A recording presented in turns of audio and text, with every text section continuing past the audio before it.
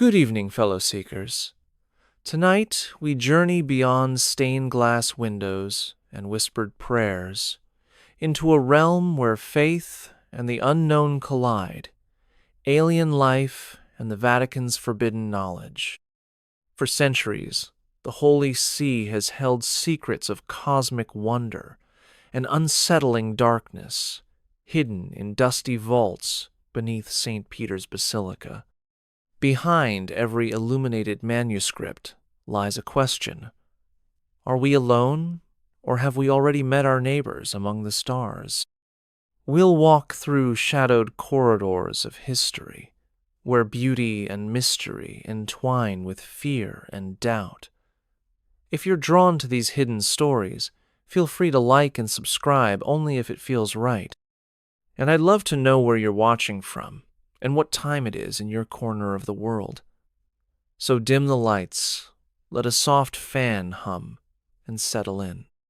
We're about to uncover the Vatican's most astonishing and most forbidden cosmic revelations. From the moment the candle's flame trembles in the hushed hush of the Vatican's secret corridors, a question takes root. What truths lie buried beneath centuries of devotion and doctrine? In the summer of 1511, the Dominican friar Girolamo Savonarola warned of corruption at the heart of the Church, yet even he could not have imagined manuscripts depicting otherworldly visitors tucked away in St. Peter's archives. Centuries later, a young Vatican librarian named Angelo Secchi, appointed in 1841 as the Holy See's first official astronomer, peered through his telescope at nebulae and planets, and began to wonder whether Earth was truly alone. His private journals, rediscovered only in 1993 and still sealed by papal order, mention unexplained movements among the stars that he feared might be physical craft rather than mere celestial phenomena. These murmurs across time shattered the comfort of dogmafe angels could traverse heavenly domains. Why not travelers from beyond our solar system? Yet the same institution that celebrated Secchi's scientific prowess also safeguarded these entries from the public eye. The result was a fracture between faith and inquiry, beauty and fear. As we embark on this journey, remember that every legend we encounter here carries the weight of real people struggling with the infinite. These are not mere fables. They are echoes of scholars who dared to question and of guardians who chose silence. Beneath the marble floors of St. Peter's Basilica lies a labyrinth of corridors and vaults that few outsiders have ever glimpsed. In 1611, Pope Paul V sanctioned the reorganization of the Vatican archives, granting cardinals access to documents dating back to the 8th century. Yet alongside papal bulls and state correspondence, scribes tucked away parchment fragments that defied earthly explanation. One such fragment, carbon dated in 1978 to the year 1228, contains sketches of luminous disks hovering above the Alps. The Vatican's archivists reclassified it as a devotional illustration, but its margin annotations describe strange lights witnessed by crusaders returning from the Holy Land. Over the centuries, these reports multiplied in secret ledgers locked behind triple iron doors in the Apostolic Palace.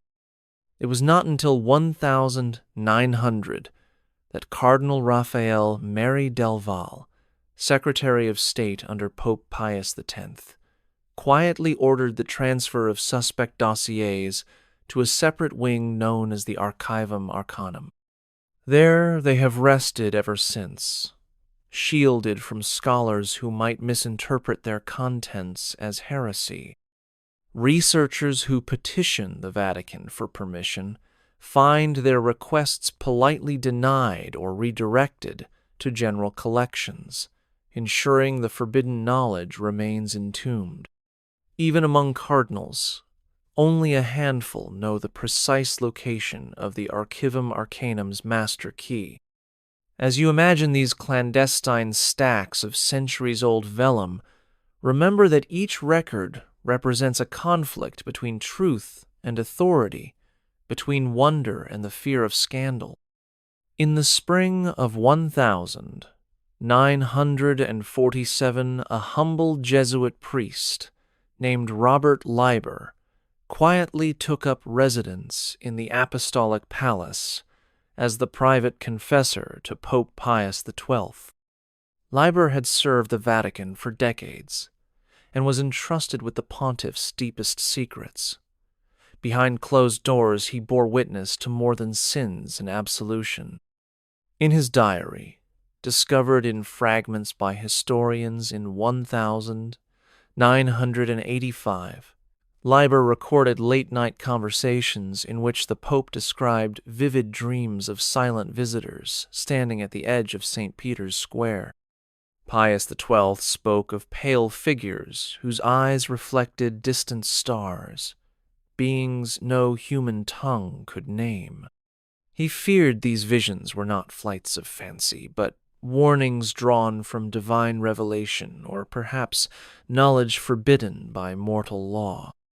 Leiber wrote that the Pope considered convening trusted theologians to interpret these apparitions, yet ultimately decided to record them only in his confessor's journals. Those notebooks were sealed by Cardinal Secretary of State Domenico Tardini and hidden from scholars for decades.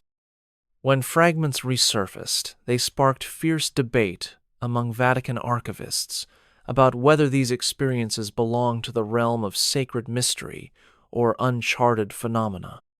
Leiber himself lived out his days in silence, carrying the weight of his confessions until he died in Rome in 1967. His final entries hint at a promise made to the Pope to guard these revelations until a future age might understand. As you imagine Leiber walking the shadowed halls, recall that every word in those pages carried the conflicted hopes of a pontiff torn between faith and awe. Whispers of a hidden brotherhood have circulated in Vatican corridors since the first Rosicrucian manifestos appeared in Germany during the early 17th century. The anonymous publication of the Fama Fraternitatis in 1614 and the Confessio Fraternitatis in 1615 sparked both fascination and alarm across Europe. While Protestant scholars debated whether these tracts heralded a new era of spiritual enlightenment, within the Holy See they were quietly consigned to the Index of Forbidden Books under Pope Paul V, who feared heretical implications. Yet rumors persist that an inner circle of Jesuit scholars, influenced by the polymath Athanasius Kircher, studied Rosicrucian ideas in secret. Kircher himself, appointed to the Vatican Library in 1633, amassed translations of alchemical texts and coded correspondence, suggesting the existence of a fraternity dedicated to uncovering celestial truths. According to a memorandum attributed to one of his protégés, the Brotherhood believed that messages from celestial intelligences could be decoded through a synthesis of sacred geometry and Kabbalistic cipher. This memorandum, carbon dated in 1972 to the late 17th century, was removed from Kircher's personal collection and reappears only in marginal notes of later volumes. Even today, a handful of Vatican librarians speak of hidden shelves marked by a faint emblem of a rose encircled by stars. Those who search too eagerly report locked doors and silent alarms rather than scholarly courtesy. The resulting tension between open theology and guarded secrecy has defined the Church's posture on esoteric knowledge for centuries. As you imagine clandestine seminars held beneath the basilica's dome, remember that every suppressed idea carries the weight of faithful souls questioning the boundaries of belief. Hidden for centuries in a leather satchel bound with crimson ribbon, the so-called Liber Coelestis resurfaced in the hands of a curious antiquarian in 1922.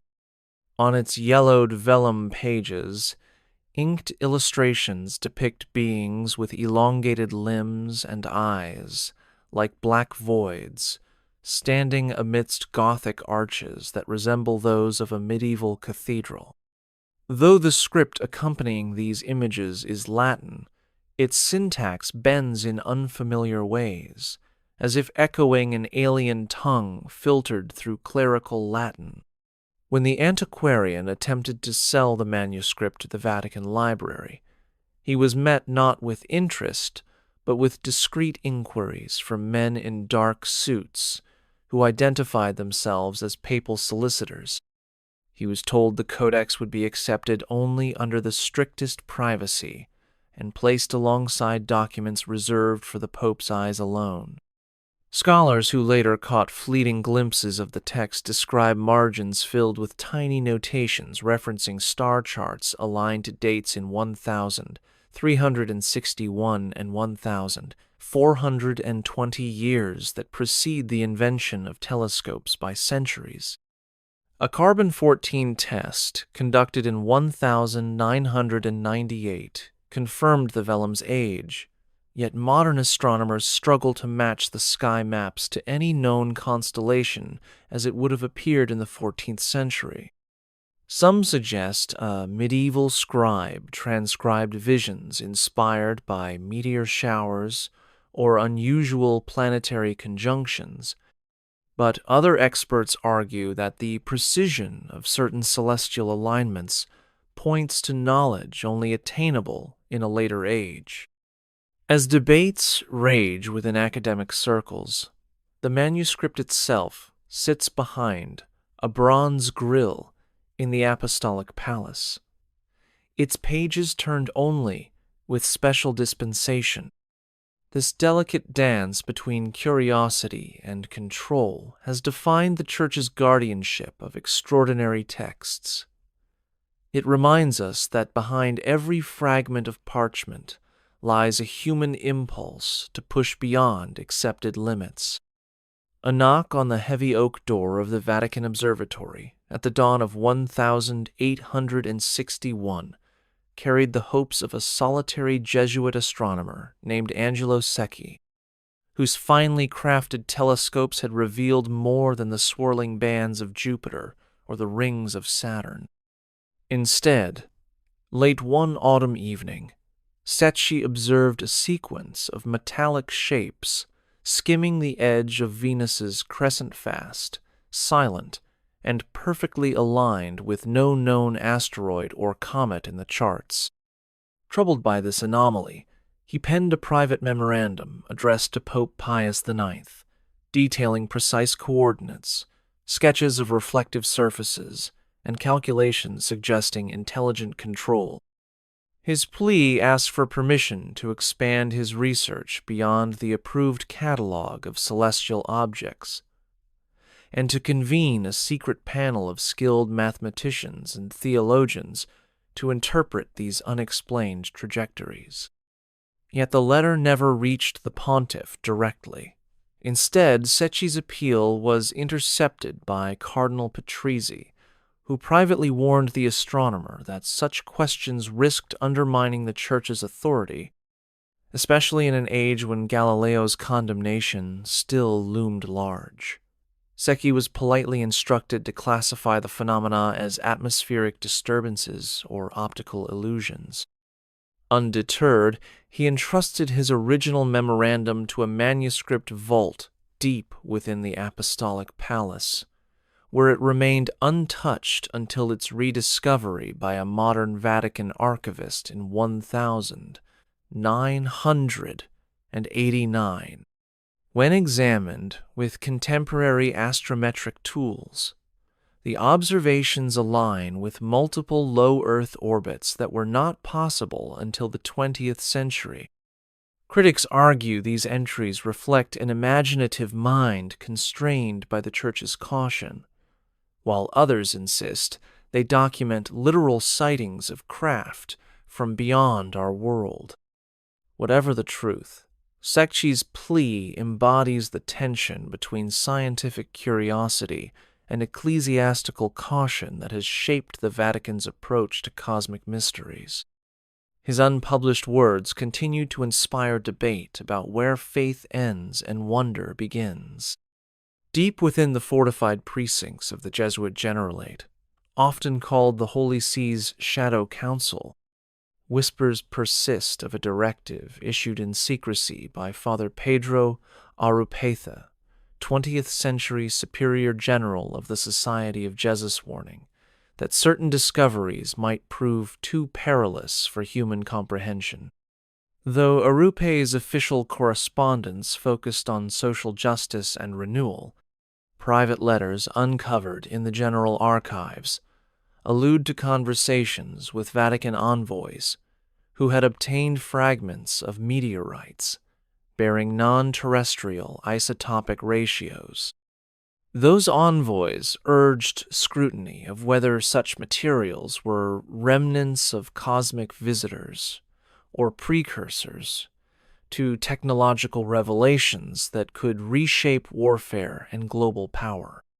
Arupe's response, scrawled in his own hand and dated only by the succession of popes, cautioned against sharing any knowledge that could fracture humanity's spiritual foundation. He argued that unveiling the existence of intelligent life beyond Earth risked igniting fear, fanaticism, and a breakdown of ecclesial unity. His admonition became an unwritten mandate among senior Jesuits: archive everything, publish nothing.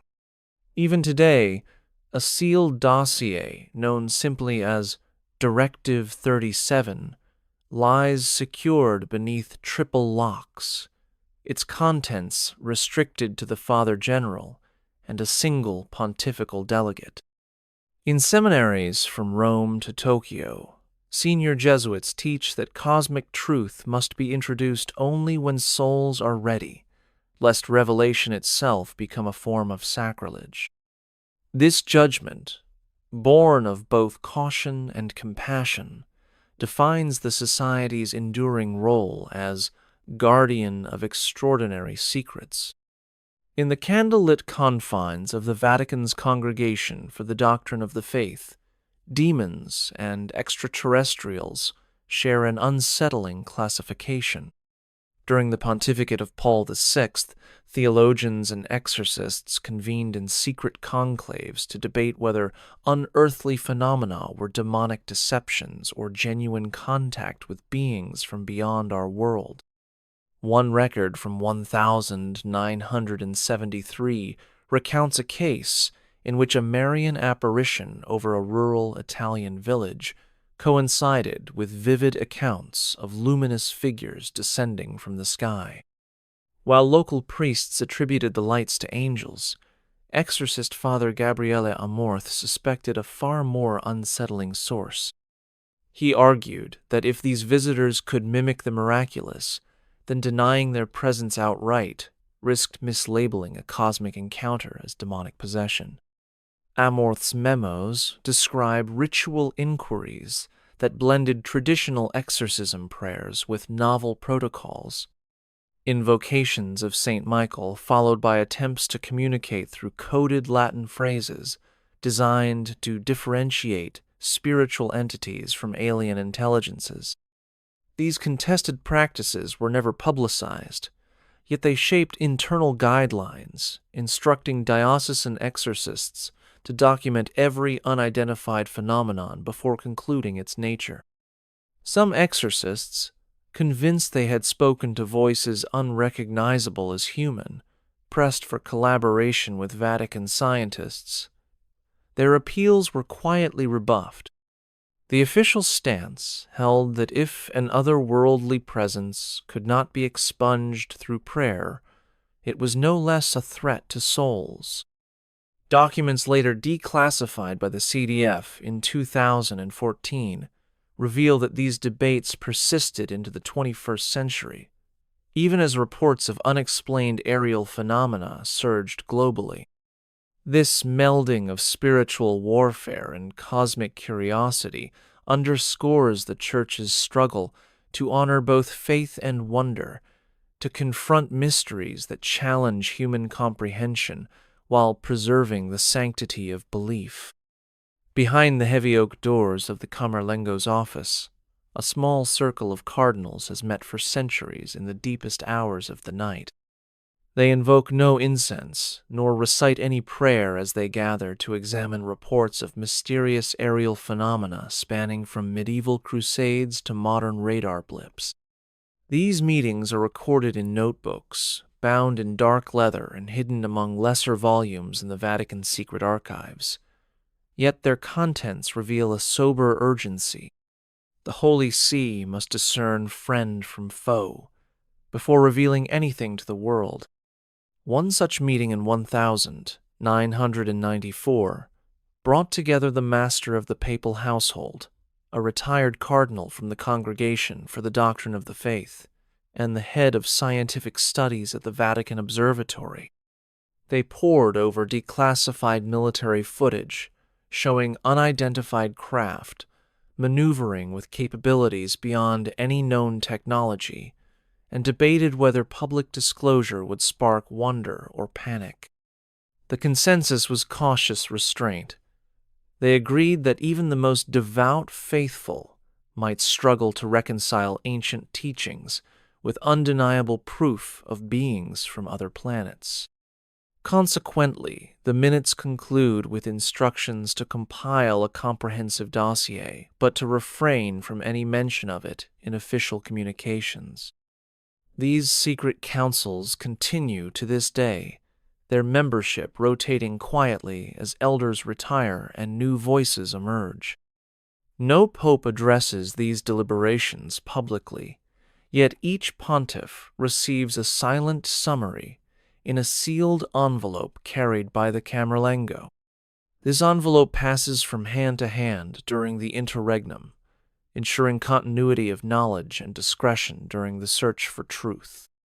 As you envision this clandestine conclave wrestling with cosmic mysteries, remember that their work hinges on faith and prudence in equal measure.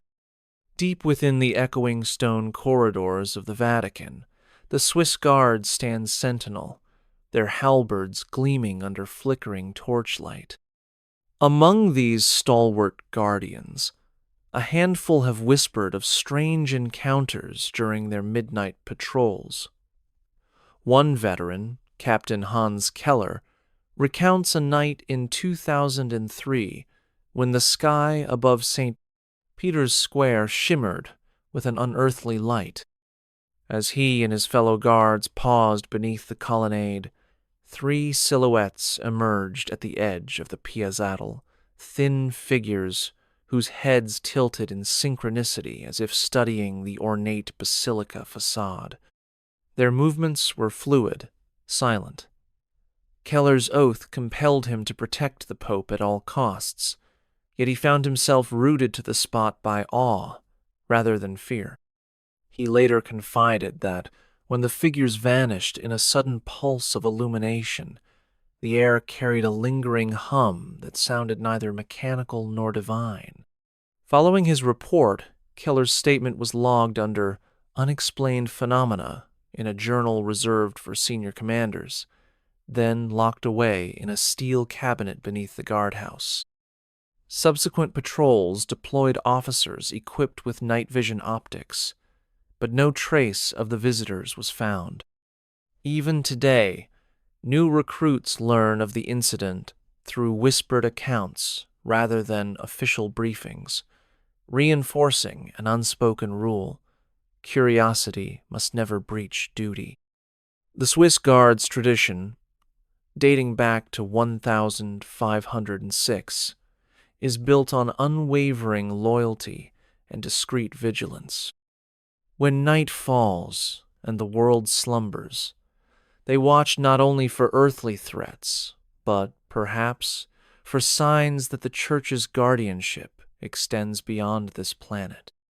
Long before telescopes pierced the night sky, mystics and visionaries described transcendent encounters that, in retrospect, resemble alien contact logs more than traditional apparitions. In the 12th century, the Benedictine abbess Hildegard of Bingen recorded vivid visions of winged entities casting beams of light across fiery landscapes. Though she framed these experiences within the language of medieval spirituality, her detailed accounts of creatures arriving on clouds of iridescent color and speaking in unearthly tongues now invite parallel interpretations. A century later, the Dominican tertiary Catherine of Siena spoke of luminous visitors whose presence carried both grace and grave admonitions for humankind. She claimed they imparted messages about the fragility of the human soul and the vastness of creation words that echo modern calls for interstellar diplomacy. These prophetic voices were carefully woven into church tradition. Their writings survived countless revisions, censures, and translations, always sanitized to preserve orthodoxy. Yet scholars who study the earliest manuscripts note curious insertions, marginal drawings of circular vessels, notes about star charts corresponding to dates before European astronomy took shape, and references to beings not made of clay rather than angels of flesh. During the Reformation, these passages were further excised as heretical or too ambiguous to validate. Only in recent decades, when paleographers applied multispectral imaging to ancient parchments, did these hidden sketches and glosses re-emerge, faint but unmistakable. Researchers now debate whether these medieval seers truly encountered transcendental entities from other worlds, or whether their visions were metaphors cloaked in the cosmic language available to them. Regardless of the source, their prophecies remind us that humanity has long sensed the possibility of intelligent life beyond Earth. The Church embraced these messages as divine revelation, while simultaneously guarding their true shapes from popular view. As you imagine these prophets peering into realms unseen, consider how faith and wonder have intertwined across ages. For centuries, the Vatican's illuminated manuscripts have dazzled viewers with their ornate initials and vibrant miniatures. Yet hidden among the gilded vines and cherubic figures lie star charts encoded in Latin verse. One of the most intriguing examples appears in a 15th century Book of Hours housed in the Vatican Library, where the calendar pages feature not only zodiac wheel illustrations, but also marginal annotations describing the risings and settings of Venus and Jupiter.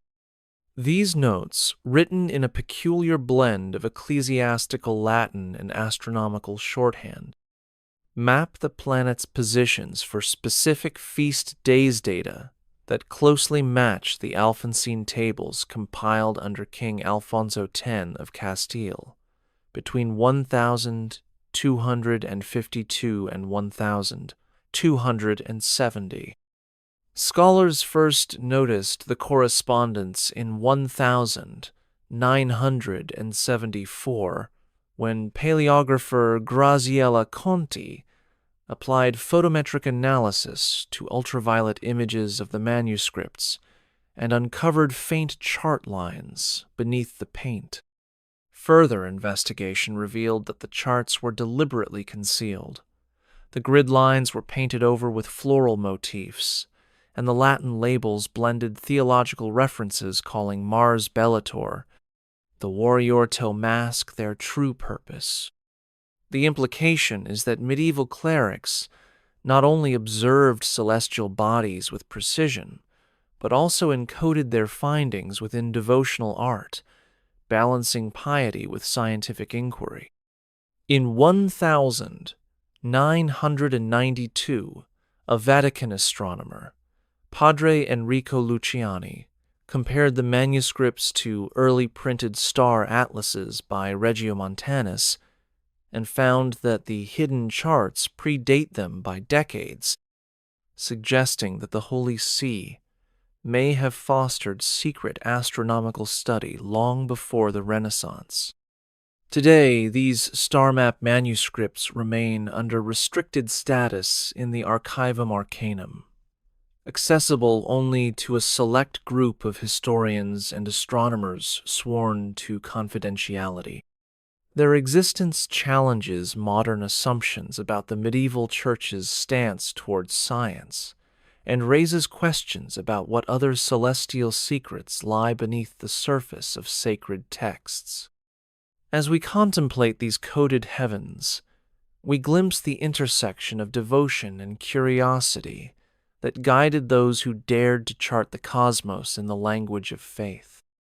In the tumultuous year of 1378, as rival claimants to the papal throne plunged Western Christendom into schism, Pope Urban VI found himself besieged not only by dissenting cardinals, but by unsettling nocturnal visions.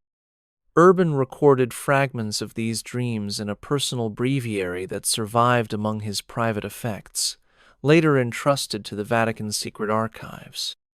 In one vivid account, he described awakening beneath a vaulted ceiling suffused with pale, silvery light. Before him stood towering figures clad in garments that shifted like living metal. Their faces were featureless mirrors reflecting distant galaxies, and when they spoke, their voices reverberated as though passing through empty voids. Urban wrote that they communicated not in words, but in patterns of light that imprinted strange symbols on his sleepless mind. He noted that upon waking, his hand trembled as he tried to transcribe the encounter into Latin, ultimately resorting to sketches of concentric circles and jagged lines that no human scribe could decipher. The pontiff, already strained by political rivalries, agonized over whether these apparitions were demonic temptations, prophetic messages, or evidence of intelligence beyond human ken. He resolved to conceal his notes, fearing scandal during an era when even whispers of heresy could ignite deadly inquisitions. The breviary remained hidden until the 19th century, when a restoration team discovered its vellum pages and alerted Vatican librarians.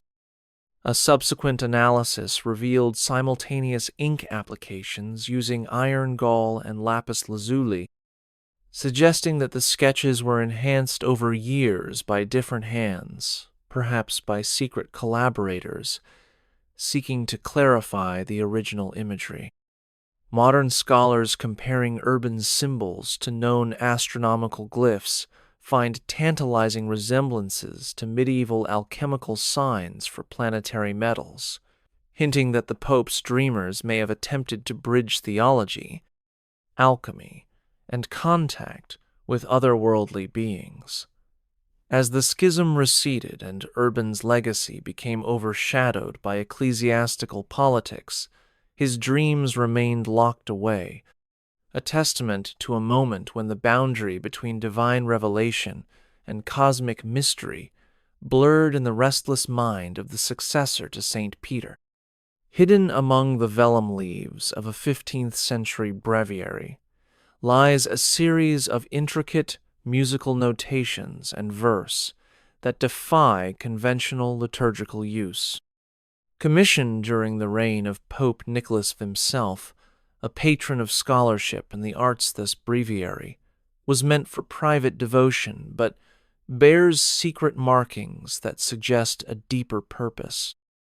At first glance, its chants follow the familiar Gregorian tradition, guiding clergy through offices of matins and vespers. Yet, beneath the ornate red and blue initials, small clusters of dots and lines appear, unaligned with standard neumes. These markings were long dismissed as decorative flourishes until a late 20th century musicologist, Dr. Sophia Moretti, noticed their resemblance to ciphered notation employed by European courts to encode diplomatic messages. Moretti's analysis, conducted in collaboration with Vatican paleographers, revealed that the dots correspond to melodic intervals mapping onto a grid of planetary positions. When sung according to this hidden code, pausing on specific intervals and emphasizing particular syllables, the chant produces a low-frequency resonance that aligns with documented recordings of mysterious humming heard in St. Peter's Basilica after midnight. The effect, Moretti hypothesizes, was intended to facilitate altered states of consciousness, or even to act as a rudimentary method of quantum communication with unknown intelligences. Such a technique would have been centuries ahead of its time, merging musicality, astronomy, and metaphysical inquiry. The breviary itself was quietly placed under lock and key in the Archivum Arcanum, and referenced only by its catalog number B1425. Requests for access to study its hidden canticles are routinely deferred on grounds of preserving sacred integrity. Scholars who have petitioned the Vatican to hear the reconstructed chant in private chambers describe being met with polite reluctance, their inquiries redirected toward more conventional hymnals. Yet the coded breviary endures as proof that medieval clerics explored the convergences of faith, science, and sound, daring to imagine that music might bridge the gap between Earth and the stars. Buried in the Vatican Observatory's attic, beneath centuries of dust and forgotten correspondence, rests an instrument whose existence was denied for generations. Crafted in 1655 by the Jesuit polymath Giovanni Battista Riccioli, the telescope was designed not merely to chart stars, but to probe anomalies that defied natural explanation. Riccioli's meticulous notes describe nights when the telescope's lens refracted bursts of iridescent light flashes that seemed to move with deliberate intelligence rather than drifting on thermals or refractive currents. He documented one occasion in which orbs of pale green glow clustered near the lunar terminator and then regrouped into geometric formations, vanishing in perfect unison.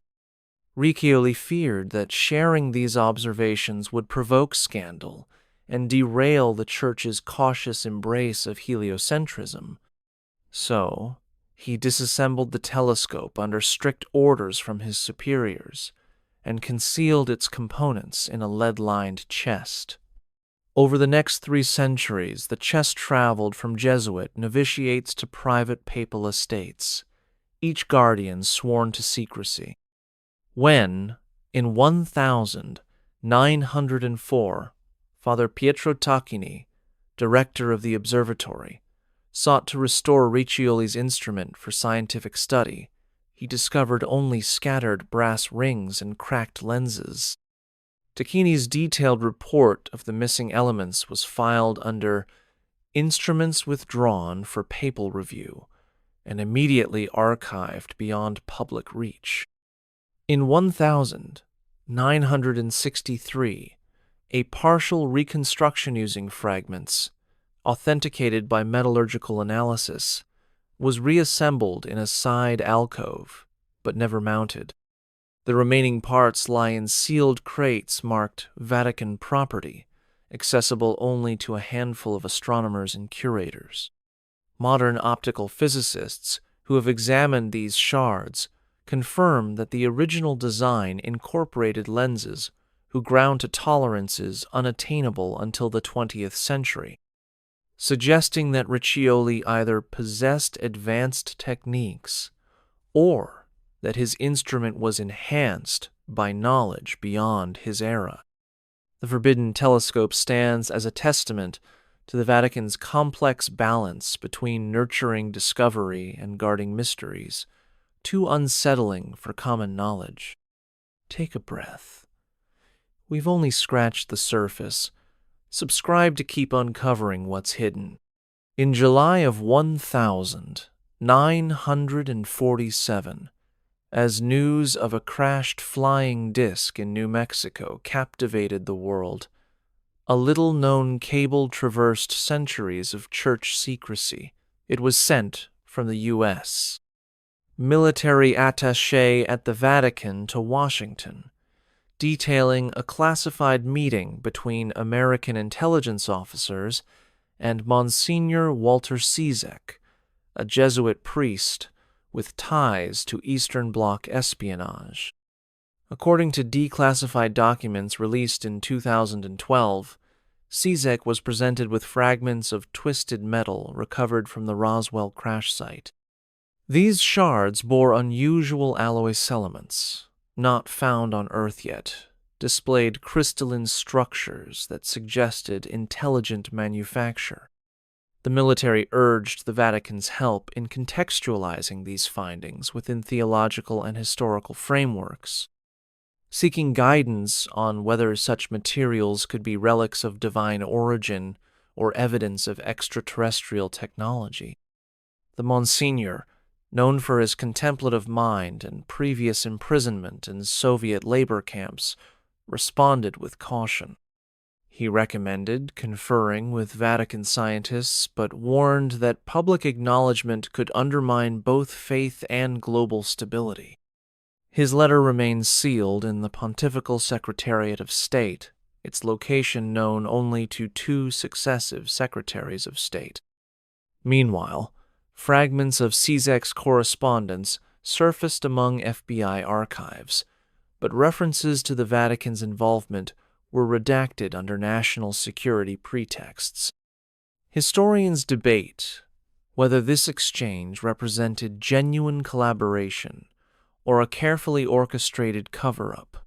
Yet, the convergence of Cold War urgency and ecclesial discretion underscores how the Roswell incident reverberated through both secular and sacred halls of power.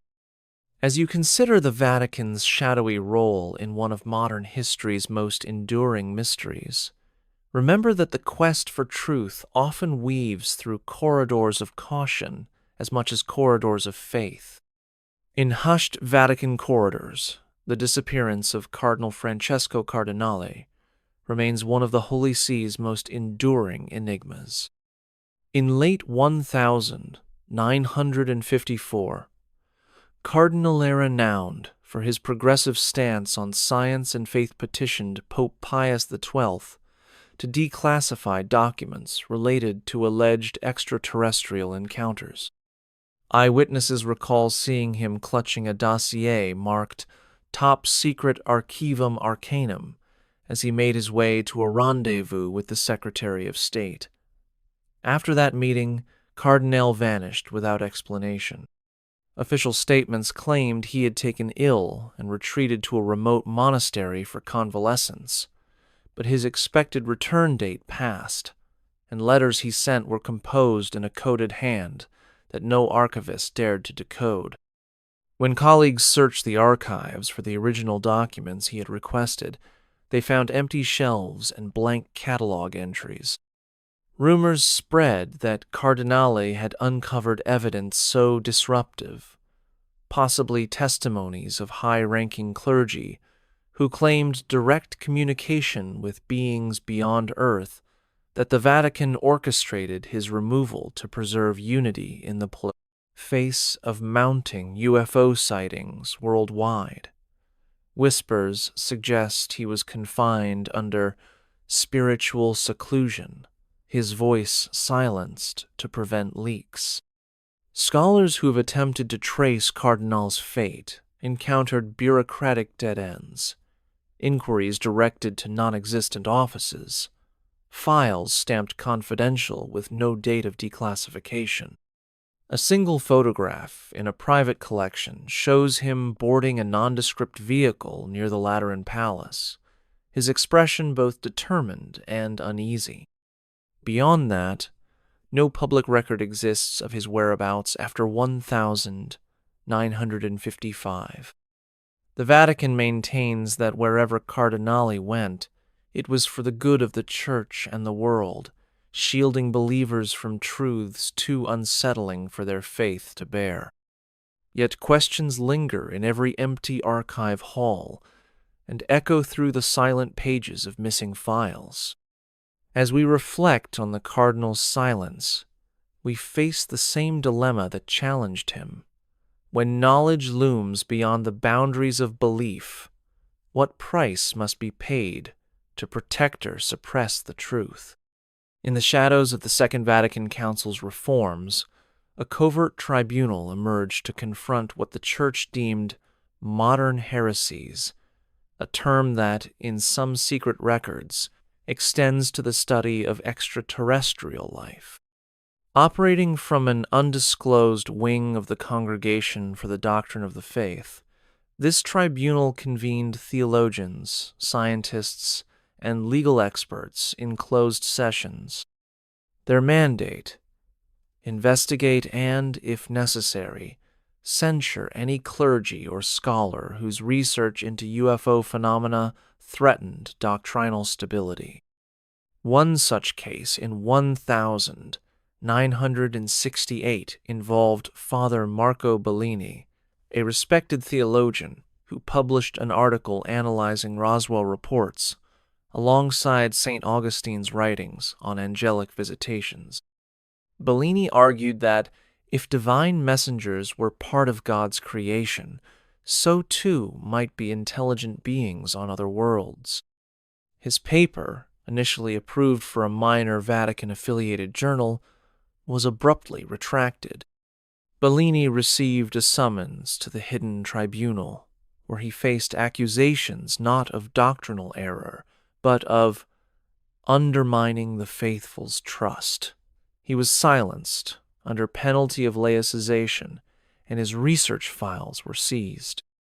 The tribunal's proceedings remained unwritten in public minutes, but internal memoirs later discovered in a private archive reveal that judges feared a surge of public panic and theological fragmentation.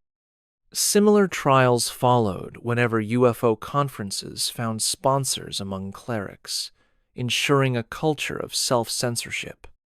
Though most historians focus on the Inquisition's medieval chapters, this 20th century reinvention illustrates the Church's enduring impulse to police boundaries between orthodoxy and speculation.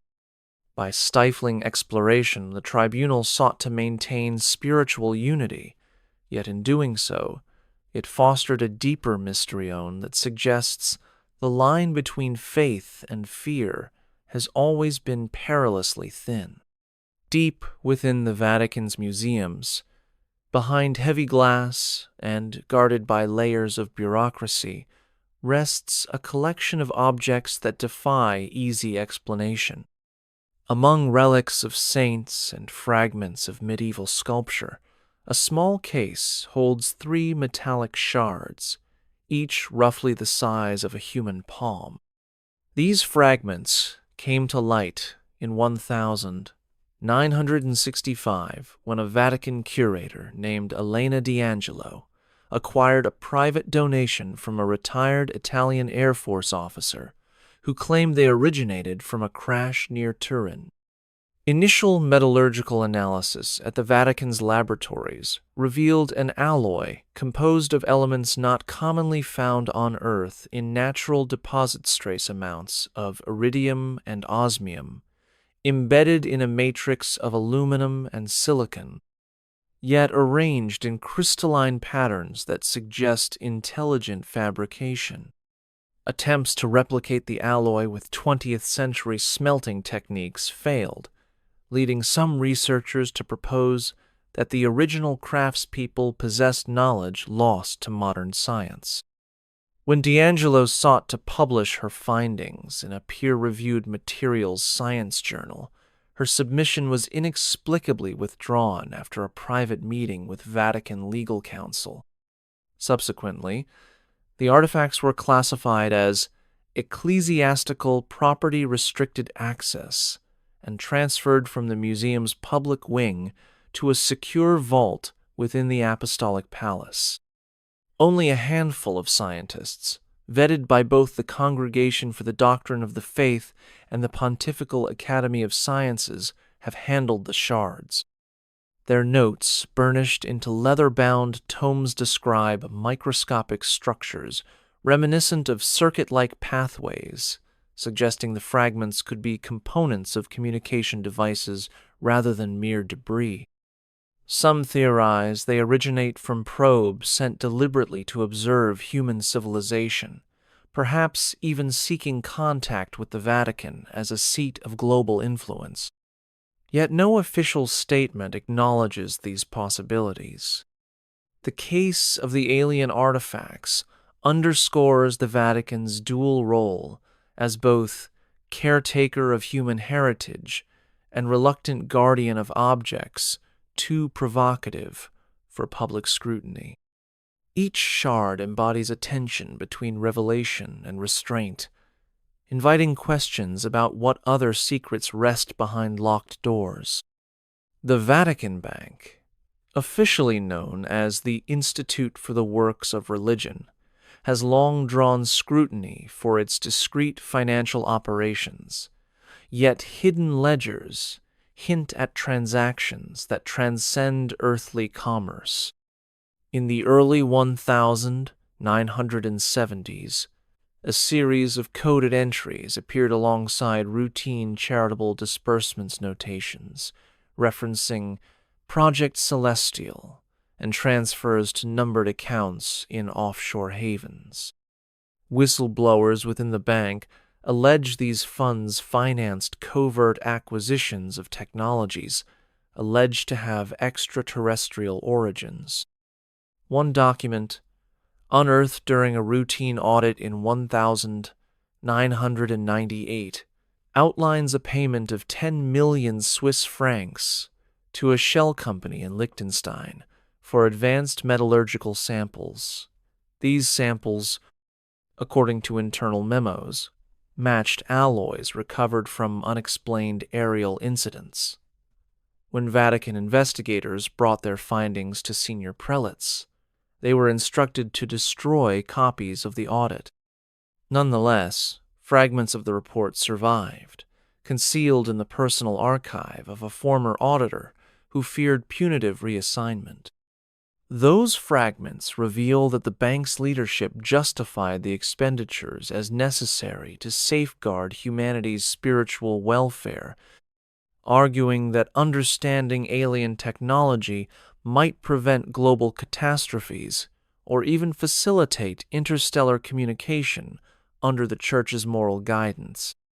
Confidential letters between bank officials and members of the Pontifical Academy of Sciences discuss the formation of a Technology Assessment Commission tasked with determining which discoveries should be shared with governments and which must remain under ecclesial supervision. Funding mechanisms included discreet donations from wealthy patrons who believed in cosmic brotherhood and veiled contributions redirected from Vatican investment portfolios. Despite multiple inquiries by journalists and financial watchdogs, the bank's official statements maintain that all transactions support religious and humanitarian initiatives. The true scale and purpose of Project Celestial remain obscured by layers of confidentiality. As we consider the possibility that financial channels may have facilitated the Vatican's engagement with alien artifacts, we confront a profound question. When the stakes reach beyond Earth itself, what limits should govern the flow of money, knowledge, and power? Beneath the ornate marble floors of the Apostolic Palace lies a subterranean chamber known simply as the Swiss Vault. Its entrance, concealed behind a false wall in the Cardinal's library, can be opened only with 3 distinct keys held by the Cardinal Camerlengo, the prefect of the Vatican Archives, and the commandant of the Swiss Guard. Inside, climate-controlled showcases preserve artifacts deemed too sensitive for broader Vatican collections. Among these is a sealed glass cylinder containing an unidentified organic specimen. Discovered in 1982 by a papal envoy in the ruins of an unmapped Andean shrine, the specimen resembles nothing known to terrestrial biology. Photographs taken before its transfer show a translucent, coiled form that responds to light stimuli with subtle luminescence. Carbon dating of a scrap of fabric entombing the sample dates to approximately 500 CE, suggesting the shrine's builders may have encountered the organism in antiquity. Subsequent microscopic analysis, conducted under strict secrecy in a Vatican laboratory, revealed cellular structures that neither align with animal nor plant kingdoms. Instead, the specimen exhibits characteristics of both: chlorophyll, like pigments, alongside motile cilia.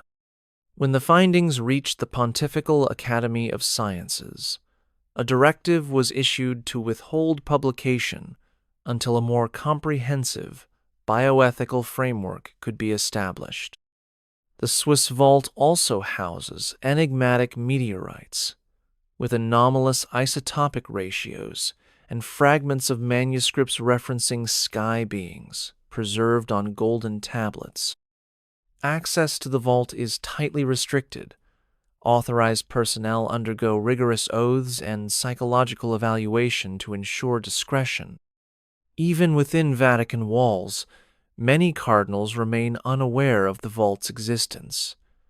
The vault's secrets illustrate the Church's weighty responsibility to steward discoveries that transcend human understanding. Each preserved object embodies questions about life's origins and the potential for coexistence with intelligences beyond Earth. In guarding these relics, the Vatican balances its mission to explore creation's wonders against the need to protect believers from knowledge too vast for their current comprehension. In the summer of 1704, amid tensions between Enlightenment thinkers and ecclesiastical authorities, Pope Clement XI promulgated a secret decree known internally as Papal Bull 999. Unlike public bulls that addressed doctrine or governance, this hidden mandate classified any research or communication regarding extraterrestrial intelligence as reserved to the Holy Office. The bull's text, preserved on fragile vellum and stored in the Archivum Arcanum, asserted that knowledge of life beyond Earth could only be disclosed by direct papal proclamation, lest it provoke theological confusion or heretical enthusiasm. The origins of the decree trace back to reports delivered by Jesuit missionaries in China who sent descriptions of strange sky dragons observed during eclipses accounts, later reinterpreted as meteor showers, but initially regarded with profound mystery. Clement XI, influenced by his cardinal advisors and the cautious stance of the Congregation for the Propagation of the Faith, feared that unsanctioned discussion might undermine clerical authority.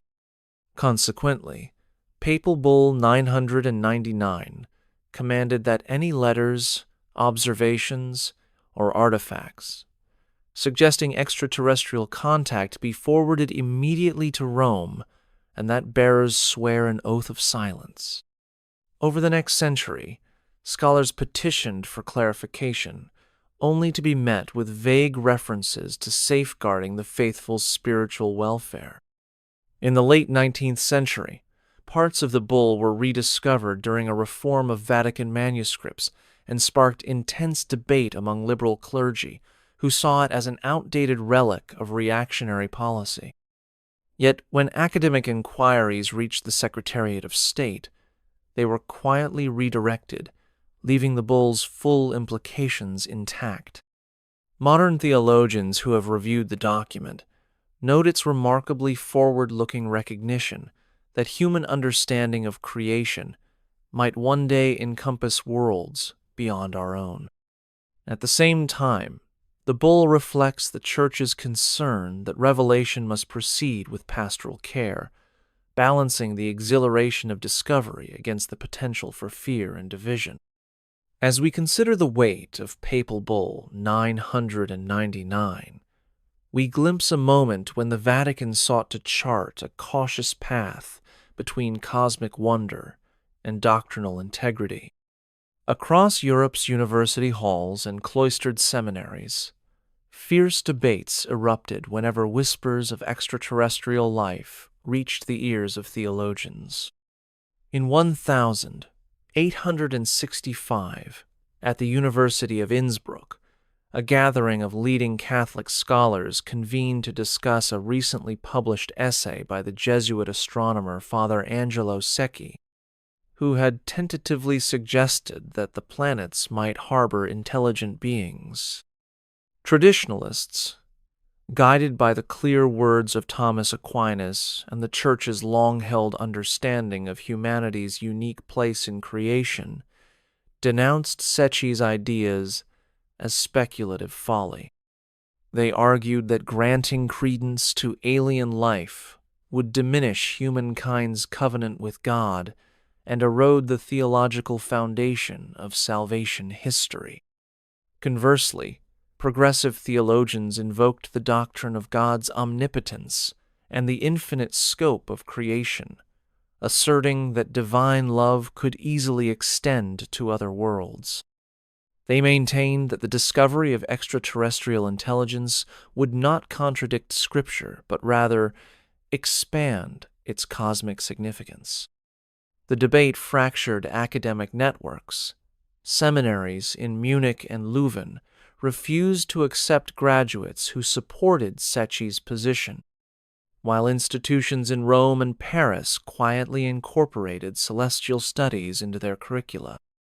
In 1893, Pope Leo XIII, avid reader of contemporary science, commissioned a secret panel of 6 cardinals and 3 leading scientists to examine the theological implications of life beyond Earth. The panel's confidential report, completed in 1896, recommended careful openness. Theologians should prepare for the pastoral challenges posed by alien encounters, drafting hypothetical homilies and sacramental guidelines in anticipation of future revelations. Yet, this report was never published. Its recommendations circulated only among select clerical circles. As the 20th century dawned and reports of unidentified aerial phenomena multiplied, the intellectual skirmishes of the 19th century resurfaced with renewed urgency. Theologians at war found themselves revisiting ancient texts and forging new interpretations of Genesis, seeking to reconcile faith with the expanding horizons of human inquiry. Their unresolved tensions endure in Vatican libraries, where marginalia in theological tomes still bear traces of impassioned disagreement. Within the ornate corridors of the Vatican Library lies a collection of folios known only to a select few as the Starry Scripture.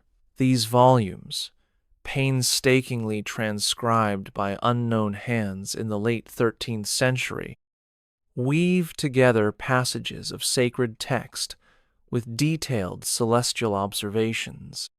At first glance, they resemble standard Vulgate passages, but interspersed among psalms and epistles are marginal verses describing heavens within heavens, gardens of living light, and a chorus of voices praising the Creator in unearthly harmonies. Manuscript scholars who have examined the starry scripture note its unique blend of biblical exegesis and precise astronomical notation. One folio pairs the Beatitudes with diagrams of planetary conjunctions dated to 1294, aligning the qualities of mercy and purity with the apparent paths of Saturn and Mars. Another passage reinterprets Revelation's vision of the seven seals as symbolic codes for stages of cosmic contact. The creator of these glosses remains anonymous. Colophons name only Brother Luminous, and record that he copied the texts in a remote monastic scriptorium perched above the Adriatic. Legend holds that Brother Luminous received the revelations during all-night vigils spent atop a crumbling bell tower, watching sidereal phenomena that he believed to be divine missives. The starry scripture was brought to Rome in 1317 by a traveling cardinal who feared the rest of Christendom would deem its contents heretical and destroyed the original volumes. Instead, he concealed them within a secret compartment of the Vatican's main repository. In the centuries that followed, whispers of their existence persisted among arcane scholars, but the official catalogue made no mention of texts so radical. It was not until 2001 that advanced imaging techniques unveiled faint annotations constellation charts, mapped with uncanny precision and notes suggesting observational data beyond medieval capabilities. These discoveries fueled scholarly debate over whether Brother Luminous's work represents genuine early attempts at extraterrestrial theology or a symbolic fusion of astronomy and mysticism. Whatever the true meaning, the starry scripture endures as a testament to an enduring quest to reconcile divine revelation with the vastness of the cosmos. In 1959, Cardinal Alessandro Belli, renowned for his austere piety and scholarly rigor, surprised the College of Cardinals when he submitted a written confession of secret experiments conducted within the Vatican's subterranean laboratories.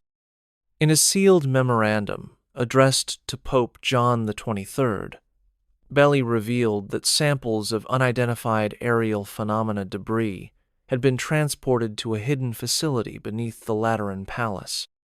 There, a small team of Vatican scientists, working under the oversight of the Secretariat of State, performed biological assays on strands of tissue found alongside metallic shards. According to Belli's account, these assays uncovered cellular structures unlike any known terrestrial organum cells that exhibited both plant-like photosynthetic pigments and animal-like motility. The cardinal confessed that he had authorized in vivo trials on lab-bred murine subjects to observe the tissue's integration with mammalian systems. Initial results suggested that the alien cells could adapt to human physiology, sparking both wonder and dread among the research team. Belli's confession described how the Vatican's bioethics committee, informed of these developments, demanded an immediate halt to the experiments. Concerns ranged from potential contagion to the moral implications of manipulating extraterrestrial life. The cardinal wrote of nights spent in prayer, torn between his duty to advance human understanding and his fear of unleashing something beyond divine intention. His memorandum concluded with a plea for guidance and absolution, emphasizing that the research's confidentiality had weighed heavily on his conscience. The document was never discussed openly. Instead, Pope John XXIII ordered it locked within the Archivum Arcanum, accessible only to future pontiffs. To this day, Belli's revelation remains one of the Vatican's most closely guarded secrets, a testament to the lengths church leaders have gone to explore and contain the mysteries of alien biology. In towns and villages across the globe, believers gather under starry skies to witness phenomena they regard as divine interventions rather than mere natural curiosities. These UFO pilgrims journey to remote holy sites apparitions of the Virgin Mary, recounted alongside sightings of strange, luminous craft-seeking, both spiritual renewal and proof of worlds beyond. One such gathering takes place each August on a windswept plateau in southern France, where shepherds once reported a Marian apparition in 1858. In recent decades, the apparitions have been accompanied by reports of rotating orbs that hover silently above the shrine's ancient stones. Pilgrims describe feeling a profound sense of communion as beams of multicolored light sweep across the crowd, a sensation they liken to both divine grace and extraterrestrial presence. Among them is Sister Maria Lucia, a former aerospace engineer turned nun, who records detailed eyewitness accounts in her leather-bound journal. She notes patterns in the orb's flight paths that mirror triangular formations seen in classified military sightings, suggesting deliberate choreography rather than random atmospheric flare. Yet when Sister Lucia submits her findings to diocesan authorities, she receives polite acknowledgement but no official validation. Similar pilgrimages occur near Roswell, New Mexico, where local clergy have consecrated a stretch of desert to welcome both pilgrims and unidentified aerial phenomena. Priests there hold midnight vigils, reciting litanies for cosmic travelers and offering the Eucharist as a gesture of interstellar hospitality. These rituals blur the lines between faith and ufology, challenging the Vatican's stance on controlled disclosure. Despite such grassroots devotion, the Holy See has never issued guidance to dioceses about these pilgrimages, leaving organizers to navigate questions of orthodoxy alone. The phenomenon of UFO pilgrims underscores a universal longing to reconcile belief in the divine with evidence of the unknown, illustrating how faith can inspire seekers to bridge earthly rites with visions of what lies beyond. For centuries, the Vatican's communication with the wider world has been measured and deliberate. Yet on nights when global reports of unidentified aerial phenomena spiked, an eerie hush fell over its radio frequencies. In 1952, during a wave of sightings across Europe and North America, the Vatican maintained silence on its official shortwave broadcasts, despite receiving encrypted alerts from the Pontifical Swiss Guard, who monitored airspace anomalies above Rome. These alerts, forwarded through diplomatic channels, contained fragments of radar data showing objects moving at impossible speeds and executing sharp maneuvers that defied known aerodynamics. Rather than acknowledge the phenomena, the Secretariat of State issued a directive ordering all Vatican-run transmitters to go silent between midnight and 2 a.m., the very hours when the sightings peaked. Internally, senior prelates debated the risk of public panic versus the value of transparency, ultimately deciding that the faithful should not be unsettled by questions that lay beyond both scientific consensus and theological preparedness. The blackout extended over several months, even as newspapers around the world published eyewitness accounts of glowing discs hovering near cities. Scholars who have examined archival logs describe a calculated pattern. Transmissions ceased precisely at 23:58 and resumed at 2:02 suggesting a prearranged window of enforced silence. During that interval, Vatican technicians listened to cut-off military channels, capturing snippets of coded communications between NATO radar stations and Allied governments.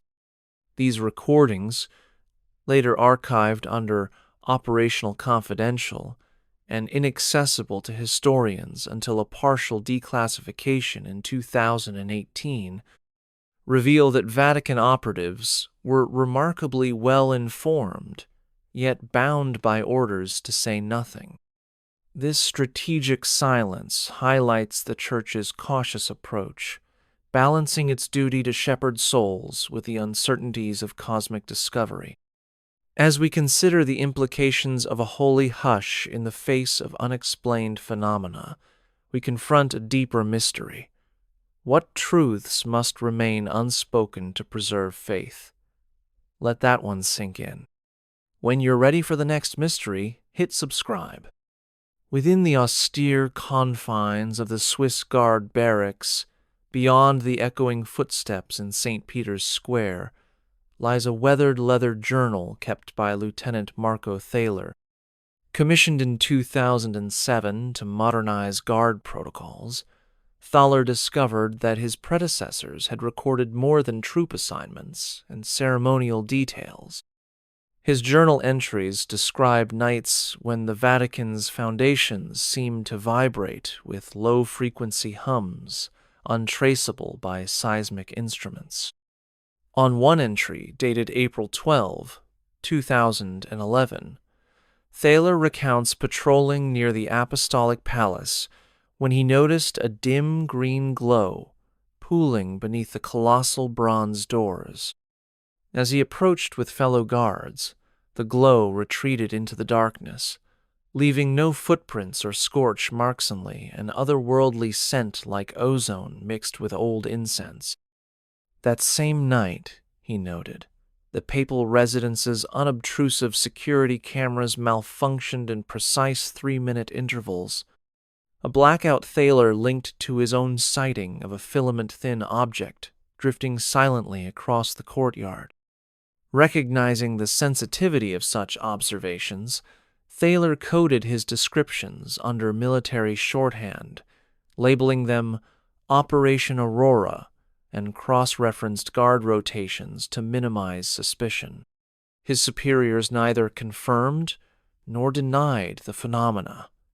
Instead, they quietly advised him to continue standard duties and remove any reference to unexplained events before passing the journal to his successor each December. When researchers obtained permission to examine Thaler's notebook in 2019, they found entries meticulously dated and timed, aligning with radar anomalies recorded by Rome's air traffic control on the same dates. Analysis suggests that these readings correspond to objects moving at speeds far exceeding commercial or military aircraft, executing vertical climbs in excess of 50,000 feet per minute. Yet no official report ties the Swiss Guard's first-hand experiences to broader Vatican inquiries. Thaler's journal remains a testament to the watchful custodians who stand guard not only over the Pope, but, perhaps unwittingly, over interstellar visitors as well. For centuries, Christian theologians have contemplated the mystery of the Trinity One God in three personsa doctrine that shapes the Church's understanding of divine unity and relationality. Yet in the mid-20th century, a handful of theologians began to explore whether this foundational belief could encompass intelligences beyond Earth, proposing what came to be called the Cosmic Trinity. In 1958, Father Reginald Claren, a theologian at the Pontifical Gregorian University, delivered a confidential lecture suggesting that if God's creative act spans the entire cosmos, then the Son's incarnation might have been a singular event on Earth, but not necessarily an exclusive one. Claren hypothesized that the spirit could have visited other worlds in forms appropriate to their inhabitants, just as it descended at Pentecost for the nascent church. His lecture circulated among select cardinals and was summarized in a memo by Cardinal Alfredo Ottaviani, who acknowledged the idea's theological coherence but urged caution, noting that the faithful might misinterpret the doctrine and doubt Christ's uniqueness. Nonetheless, Claren's arguments inspired further study. In 1963, theologians drafted an internal treatise later, hidden in the manuscript collections of the Congregation for the Doctrine of the Faith Outlining, how the Father's creative word extends throughout creation and how redemption might be understood in a cosmic context. They proposed that extraterrestrial beings, if rational and moral, could exist within God's salvific plan, potentially participating in a broader communion of saints. These notions remained off-limits to public discussion, deemed too speculative for catechesis, but too theologically significant to suppress entirely.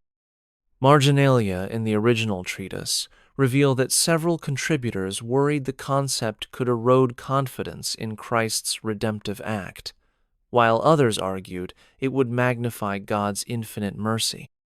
Though no official statement ever endorsed the cosmic Trinity, its careful theological scaffolding influenced later Vatican statements that affirmed the possibility of alien life without undermining Christian doctrine. As you reflect on how the Trinity might expand beyond Earth itself, consider the profound implications for faith, identity, and the scope of salvation. In the silent expanse above Earth, a slender satellite once bore the emblems of the Society of Jesus, its mission shrouded in discretion rather than delivered in press releases. Launched in 1978 under the cover of a joint scientific endeavor with European space agencies, the satellite-designated IHS-1 carried instruments tuned to frequencies beyond the scope of conventional study. Its primary purpose, according to declassified engineering logs, was to monitor repeating radio signals emanating from deep space, signals that some Jesuit scientists believed could indicate intentional transmission rather than random cosmic noise. Father Paolo Ferreri, the lead scientific officer on the project, later recounted in private letters that the team detected structured bursts of modulation in the X-band spectrum. These bursts exhibited patterns suggestive of prime number sequences, an enduring hallmark in theoretical communication strategies for establishing contact with intelligent civilizations. Ferreri's correspondence sealed until 2000, and Nina describes the exhilaration and dread that permeated the control room as readings confirmed the persistence of these signals over successive orbits. The Jesuit satellite's telemetry was routed through Vatican servers before being forwarded to partner agencies, allowing the Holy See to receive real-time data without public scrutiny. However, when Ferreri proposed releasing a preliminary report in a peer-reviewed journal, he was overruled by superiors who feared the revelation of potentially extraterrestrial contact would unleash theological and social turmoil.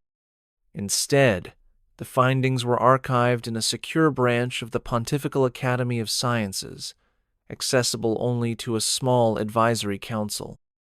IHS-1 continued to operate into the early 1990s, gathering terabytes of signal data that remain classified. Modern efforts to trace its fate reveal that its transponder was quietly decommissioned in 1994, and its remains directed into a decaying orbit over the Pacific. No public acknowledgement accompanied its demise. The Jesuit satellite stands as a testament to the Church's willingness to engage directly with the search for cosmic wisdom, while carefully managing the implications of any discovery. It illustrates the delicate balance between seeking knowledge and safeguarding the faithful from truths that might challenge deeply held convictions. A small conclave of prelates, scholars, and advisors convened in utmost secrecy beneath the sacristy of St. John Lateran in 1968, forming what came to be known only in clandestine circles as the Secret Synod. Convened at the behest of Pope Paul VI, its charge was to address the unprecedented possibility of official recognition of intelligent extraterrestrial life. The Synod's members included the prefect of the Congregation for the Doctrine of the Faith, the president of the Pontifical Academy of Sciences, and a trio of Jesuit theologians renowned for their work in cosmology. Over weeks of closed deliberation, they examined reports ranging from mid-century radar anomalies to field studies by missionaries in remote regions who described indisputable sightings among indigenous populations. Their discussions were guided by two central questions. Would acknowledging alien intelligence undermine core doctrines of creation and salvation? And could the Church extend its pastoral mission beyond Earth? Draft minutes, discovered in a coded shorthand and later decrypted by Vatican archivists in 2005, reveal spirited debate. Some members argued that divine revelation, by its very nature, could transcend planetary boundaries, positing that Christ's redemptive act might have analogues elsewhere in creation. Others cautioned that any official declaration risked igniting theological confusion, diluting the Incarnation's significance, and precipitating mass apostasy. The Synod ultimately produced a confidential dossier outlining adaptive frameworks for doctrine, liturgy, and sacramental practice in the event of confirmed extraterrestrial contact. It proposed hypothetical rites of welcome and pastoral care for non-human intelligences, referencing Augustine's speculations on multiple worlds. Yet when their recommendations reached the Pope, he opted not to promulgate them publicly, citing the need for further reflection and the potential for premature alarm. The dossier was sealed in a titanium-lined vault and remains accessible only to the Pope and his immediate successor. This secret synod stands as a landmark moment when the Church grappled with the cosmic dimensions of faith, charting possible paths for a future in which the boundaries of creation and of the Church's mission would expand beyond Earth itself. Art has long served as the Church's universal language, conveying doctrine and inspiring devotion across cultures. Yet some Vatican artworks bear imagery so striking that they seem to transcend earthly origins. In the mid-20th century, restorers working on a fresco in the Apostolic Palace uncovered layers of overpainting that concealed glyphic shapes resembling stylized starships and non-human silhouettes. The original painting, attributed to a follower of Pinturicchio in 1508, depicted the adoration of the Magi with celestial motif stars and angelic figures common to the period. However, infrared reflectography revealed beneath the visible surface an earlier composition, three elongated forms hovering above the infant Jesus, their outlines unlike any documented angelic anatomy. Scholars initially theorized these shapes were medieval additions by another hand or symbolic representations of divine light. Yet, when pigment analyses dated the concealed layer to the early 16th century, coinciding with Pope Julius II's papacy, questions arose about intentionality. Further intrigue stemmed from archival notes in the Vatican's art conservator logs, indicating that the overpainted designs were removed and locked away in a private storage room after a secret review by the Pontifical Commission for Sacred Art. Similar anomalies appear in stained glass windows commissioned in 1929 for a secret chapel in the Lateran complex.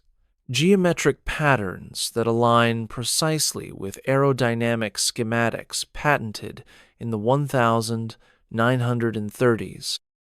While these designs were attributed to avant-garde artists influenced by burgeoning aviation technology, memos among cardinal patrons suggest they deliberately chose motifs that alluded to something beyond contemporary flight. These alien icons reflect a hidden dialogue between artists and patrons seeking to encode the possibility of extraterrestrial presence within sacred spaces. Whether these choices were symbolic expressions of cosmic worship or veiled acknowledgments of real encounters, they testify to the Church's subtle integration of otherworldly concepts into its visual theology. As we regard these hidden symbols, we glimpse the power of art to bridge faith, mystery, and the potential reality of life beyond Earth. Tucked away beneath the Pontifical Gregorian University's physics department lies a restricted facility known colloquially as the Vatican Lab. Established in 1950 to support the Pontifical Academy of Sciences, its unmarked entrance opens onto a subterranean suite of clean rooms and analytical instruments not listed in public institution guides.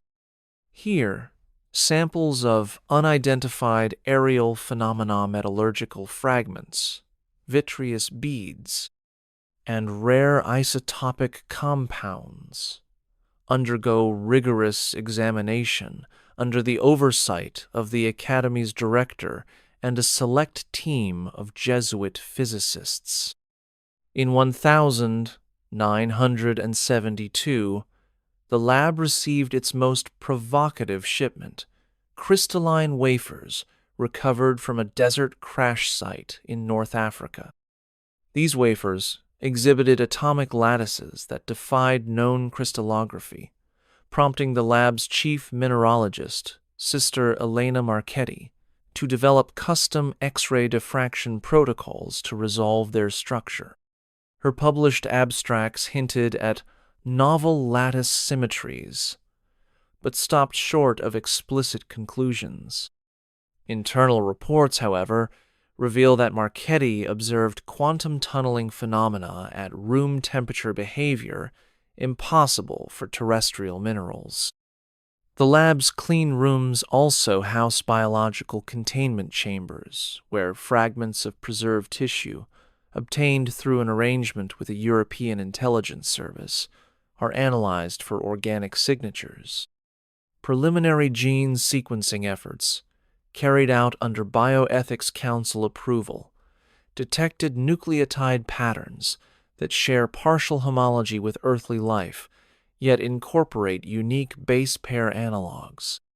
Faced with the implications of non-terrestrial biology, the lab's leadership instituted new security protocols, restricted access, encrypted data channels, and mandatory psychological evaluations for researchers. Collaboration with external scientists is arranged only through intermediaries who sign non-disclosure agreements approved by the Secretariat of State. While secular journals have occasionally published generalized findings attributed to the Academy, the Vatican Lab's most extraordinary discoveries remain under ecclesiastical embargo. Through its doors pass not only the tools of science, but the weight of questions about humanity's place in an interconnected cosmos. As the lab's instruments hum and Lasers trace atomic patterns invisible to the naked eye. Its guardians confront a profound task: to discern what knowledge can be shared and what must be held sacred. Beneath vaulted ceilings and stained glass windows, the Vatican's clandestine genetic research has broken boundaries once reserved for theologians and philosophers.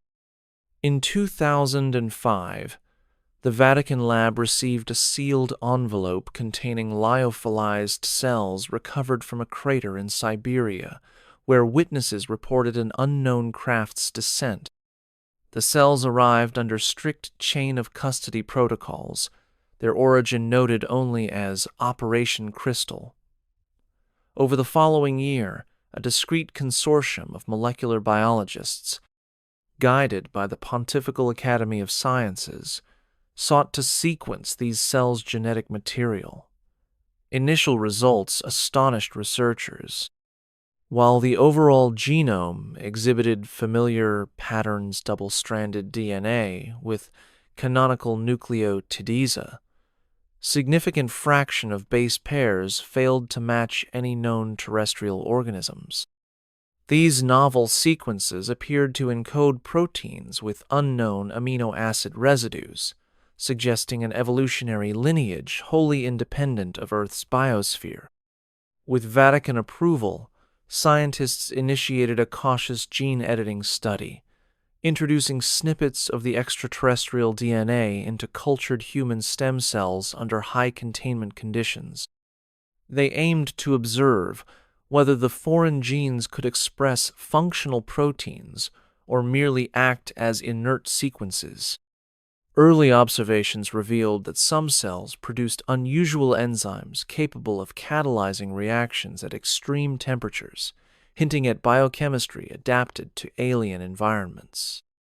The research team documented these findings in internal reports marked "For Papal Eyes Only," emphasizing both the scientific potential and profound ethical quandaries.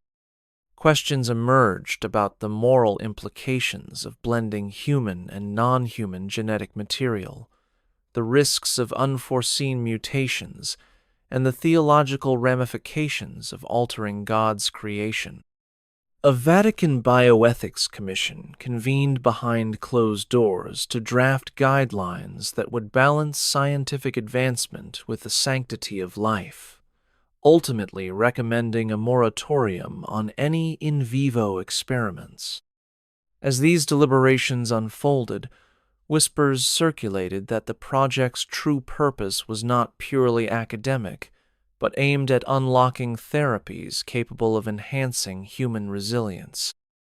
Yet publicly, the Church maintained its commitment to ethical research, asserting that human dignity must never be compromised. The gene editing and ET-DNA project remains one of the Vatican's most guarded scientific endeavors, embodying the tension between pioneering discovery and the sacred duty to respect the boundaries of life. Within the shadowed alcoves of the Vatican's diplomatic corps, the figure of Cardinal Lucio Ferretti looms as both enigma and architect. A veteran of international postings, Ferretti cultivated relationships with heads of state, intelligence chiefs, and industrial magnates under the guise of advancing the Church's charitable missions. Yet internal communications uncovered in the Secretariat of State portray him orchestrating discreet leaks and counterleaks of Vatican-held extraterrestrial data to shape public perception. In the late 1980s, as UFO sightings surged and media interest peaked, Ferretti quietly supplied, declassified, fragments carefully redacted photographs, and tantalizing lab reports stow sympathetic journalists abroad. His aim was twofold: to prepare humanity for an eventual revelation under controlled circumstances, and to reinforce the Vatican's role as ultimate arbiter of cosmic truth. His methods extended beyond media manipulation. Ferretti is alleged to have brokered secret accords with private aerospace firms, trading Vatican access to recovered artifacts for funding to support hidden research facilities. When security services in several countries attempted to trace these transactions, they encountered labyrinthine shell corporations bearing saintly names and bank accounts routed through ecclesiastical foundations. Within the Vatican, whispers of Ferretti's influence sparked concern among reform-minded prelates who feared the Church's mission could be compromised by political gamesmanship. Attempts to convene an inquiry were stymied by Ferretti's allies in the Curia, leaving questions about his ultimate motives unanswered. His public personas, a gentle shepherd concerned for global peace contrasts, starkly with the calculated architect of leaks and alliances revealed in confidential memos. Even now, his whereabouts are known only to a select inner circle, his legacy intertwined with both the Church's cautious stewardship of extraterrestrial knowledge and its forays into realpolitik. The arch-conspirator stands as a reminder that the quest for truth often intersects with power, and that the Church's guardians of forbidden knowledge may wield influence as profound as the secrets they protect. Throughout the centuries, sacred liturgies have marked humanity's attempts to commune with the divine. Yet a handful of clandestine texts describe ceremonies intended to bridge the gap not only with God, but with intelligences beyond Earth. In a leather-bound volume housed in the Vatican lab, researchers discovered instructions for a ritual composed in Latin, interwoven with archaic Enochian glyphs. The ceremony calls for precise astronomical timing, the rising of Sirius at midnight, when the veil between worlds is thinnest, and prescribes the accompaniment of specific Gregorian chants modulated at sub-audible frequencies. According to annotated notes by an anonymous 17th-century Jesuit, participants who performed the rite beneath the open sky witnessed ethereal shapes descending upon a circle of monks, their silent presence felt as a collective tremor of awe. Documents suggest these rituals were practiced sparingly, deemed too dangerous for widespread adoption. In 1924, Father Henri Dubois, a specialist in liturgical studies, attempted to reconstruct the rite using fragments found in disparate manuscripts. His diary recounts an evening in a rural chapel where he and two fellow priests sang the coded canticle while igniting incense of frankincense and rare herbs transported from distant Asia. They reported a sudden drop in temperature, a pulsating hum that resonated through stone walls, and the sensation of being watched. Though no apparition materialized, Dubois noted that trace amounts of an unidentified compound later analyzed as containing silicate nanospheres coated the altar stone. Alarmed, he sealed his notes and petitioned the Holy Office to forbid any further experimentation. His plea earned silence, and his diary vanished until it surfaced among Vatican conservators in 2003. Today, excerpts of these ritual instructions remain classified, accessible only to select Vatican scholars under oath of absolute secrecy. They stand as evidence of a daring synthesis of faith, sound, and cosmic inquiry, an invitation to step beyond conventional prayer and attempt communion with unknown entities. A pause is good, but the secrets don't stop here. Subscribe and stay close. When Pope Paul VI inaugurated his papacy in 1963, he sought to renew the Church's visual language and established a secretive papal art commission to oversee new works adorning Vatican spaces. Though its public mandate focused on liturgical clarity and modern aesthetics, internal directives entrusted the Commission with a covert obligation: integrate discrete allusions to extraterrestrial visitation into select artworks. Renowned Vatican painter Pietro da Valenti received one such directive. His frescoes for a private chapel in the Apostolic Palace depict the flight into Egypt, but subtly reposition the Magi's gifts as crystalline orbs and instrument-like devices reminiscent of 20th century radar arrays. During the 1971 restoration of those frescoes, conservators discovered underdrawings showing elongated, helmeted figures standing alongside Joseph and Mary figures, later painted over with traditional cherubim. Valenti's correspondence, unearthed decades later, reveals that he was commissioned by Cardinal Giovanni Colombo to include these speculative motifs as a visual code for initiates aware of the Holy See's guarded secrets. Similarly, in 1984, sculptor Angela Romano was contracted to create relief panels for the new Paul VI Audience Hall.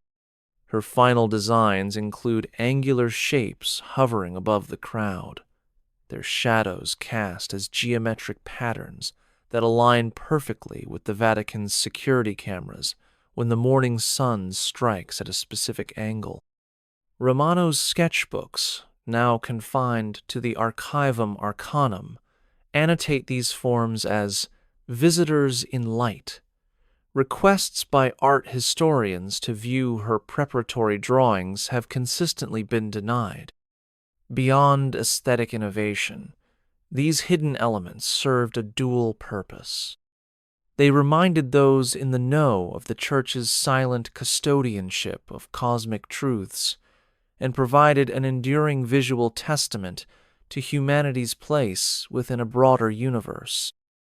Though visitors admire the chapel frescoes and audience hall reliefs for their artistic merit, only a select few understand the deeper narrative woven into paint and stone, open invitation to consider that the divine might manifest not only through stained glass and sacrament, but also through the silent approach of beings from distant worlds.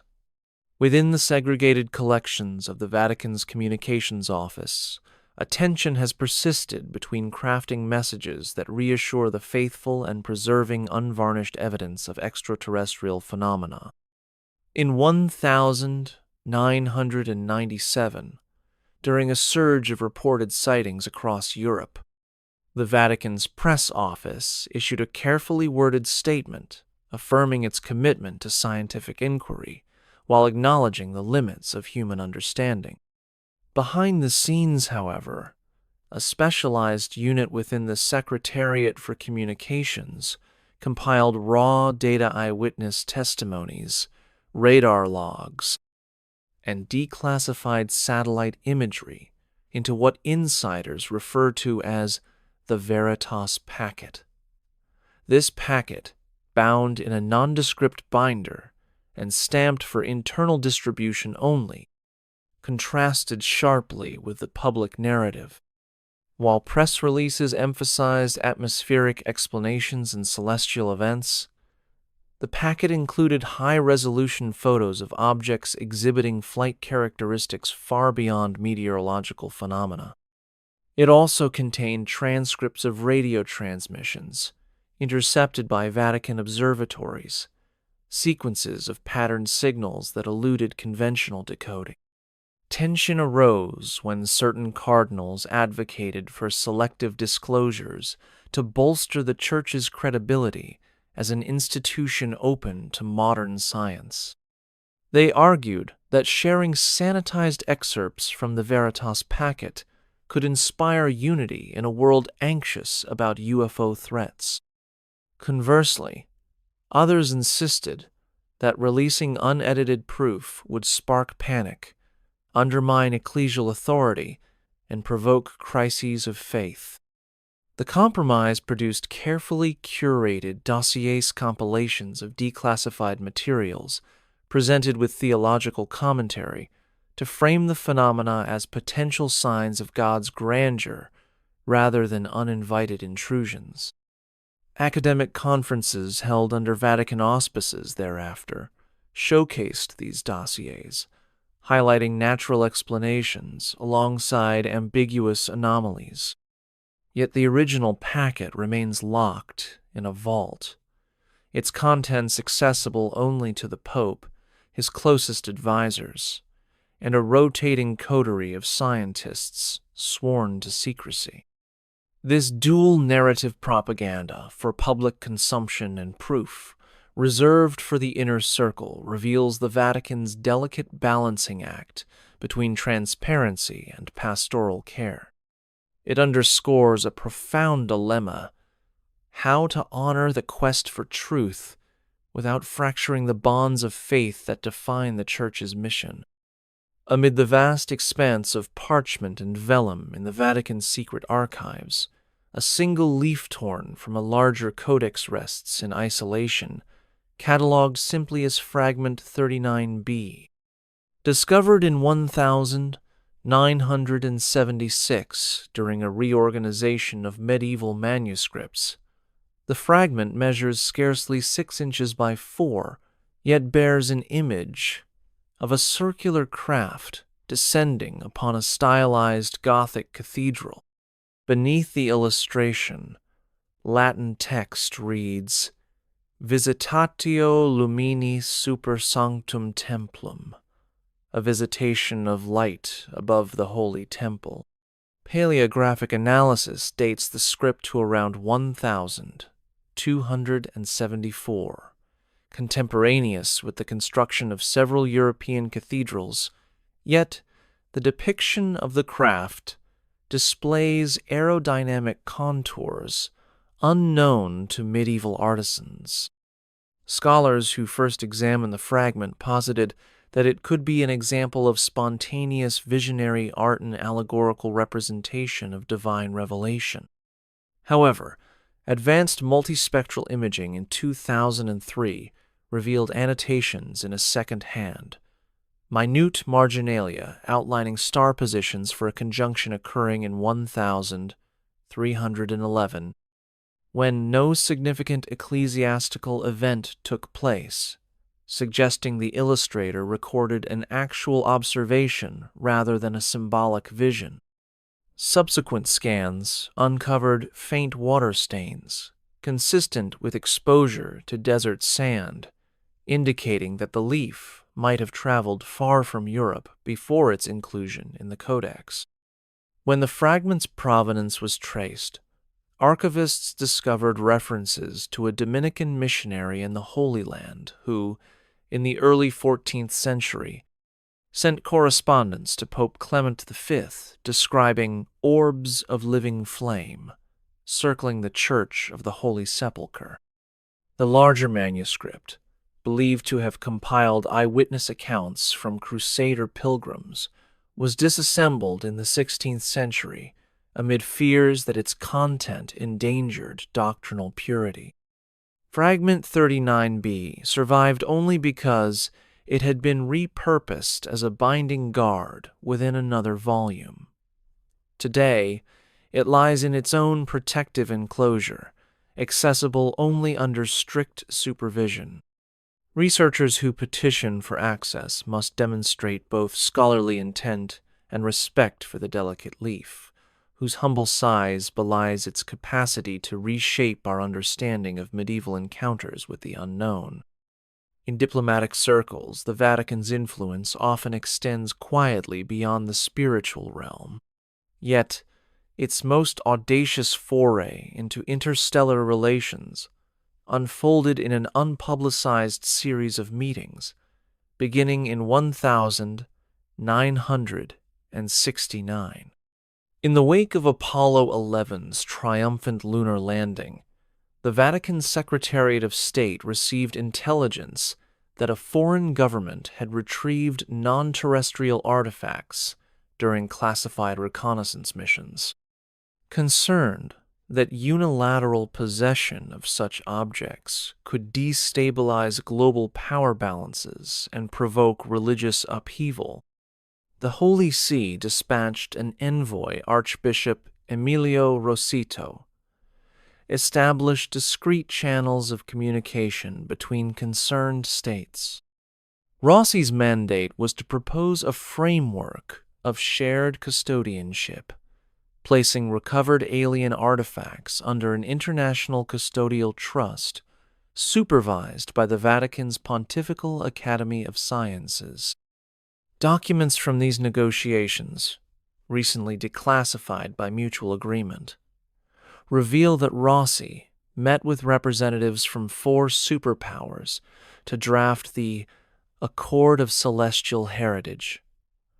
Under its terms, signatory nations would deposit artifacts, data, and biological samples in a neutral facility co-managed by the Vatican, which would oversee preservation, study, and controlled dissemination of findings. The accord also called for a protocol to issue unified public statements in the event of confirmed extraterrestrial contact, thus preventing sensationalist exploitation and ensuring theological perspectives informed global discourse. Despite initial enthusiasm, the accord stalled over disputes about facility, location, and command structure. While the Vatican favored placement on Swiss territory under near absolute neutrality, some governments insisted on locations within their own jurisdictions, subject to national security laws. Ultimately, the negotiations lapsed in the mid-1970s, leaving the concept of Vatican ET diplomacy unrealized, yet influential, in subsequent international discussions on space governance. Archival correspondence shows that Pope Paul VI and his successor, John Paul I, maintained hope for reviving the accord if global conditions permitted.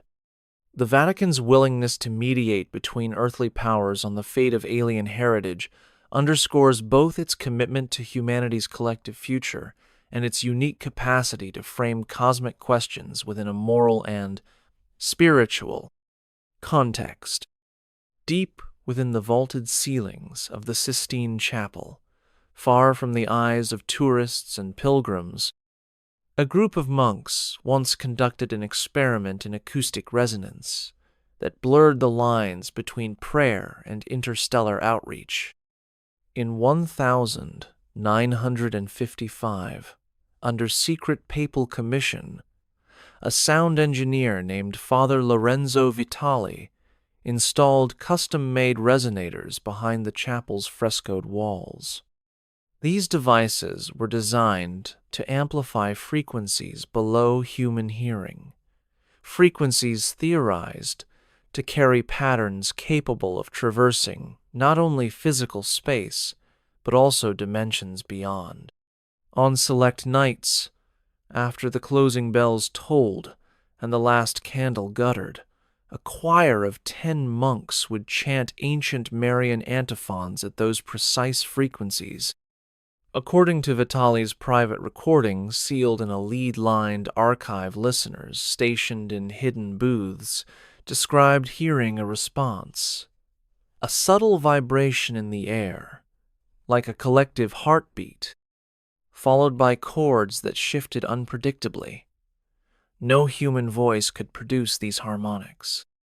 Some technicians reported seeing faint, prismatic ripples of light tracing across the chapel's floor, as if the chants had beckoned an unseen presence.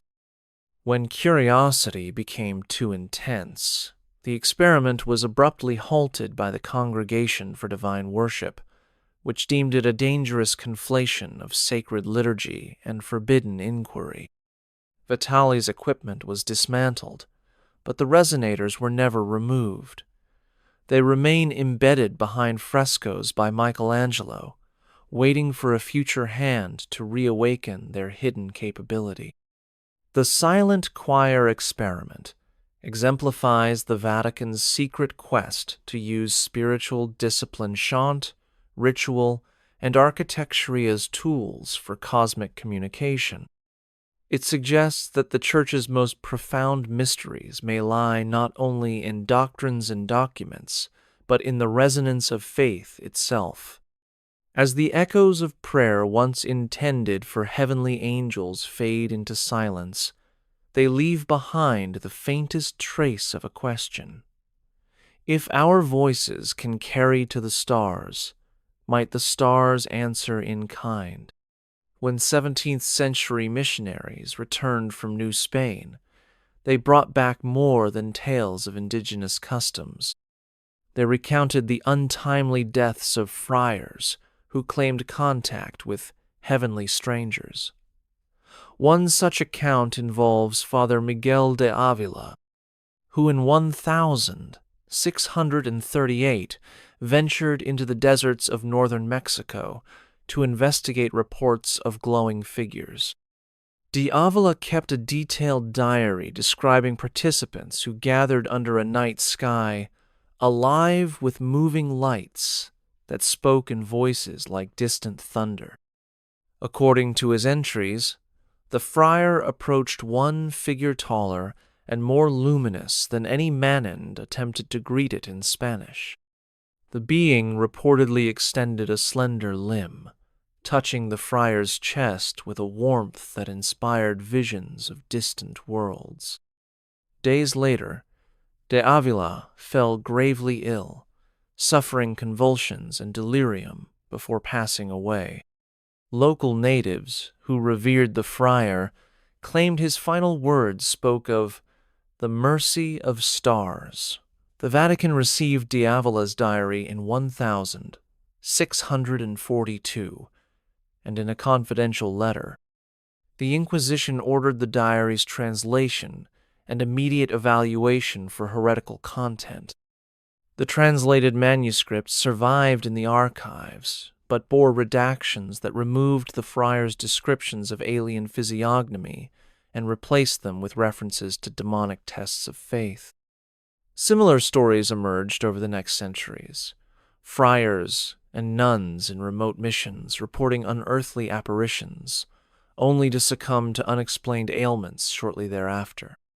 Their deaths were documented as martyrdoms by persecution, but the common thread suggests a pattern of fatal encounters with something beyond human comprehension. Modern scholars who have traced these narratives through Inquisition records argue that the Church's official framing as spiritual trials concealed a more unsettling reality.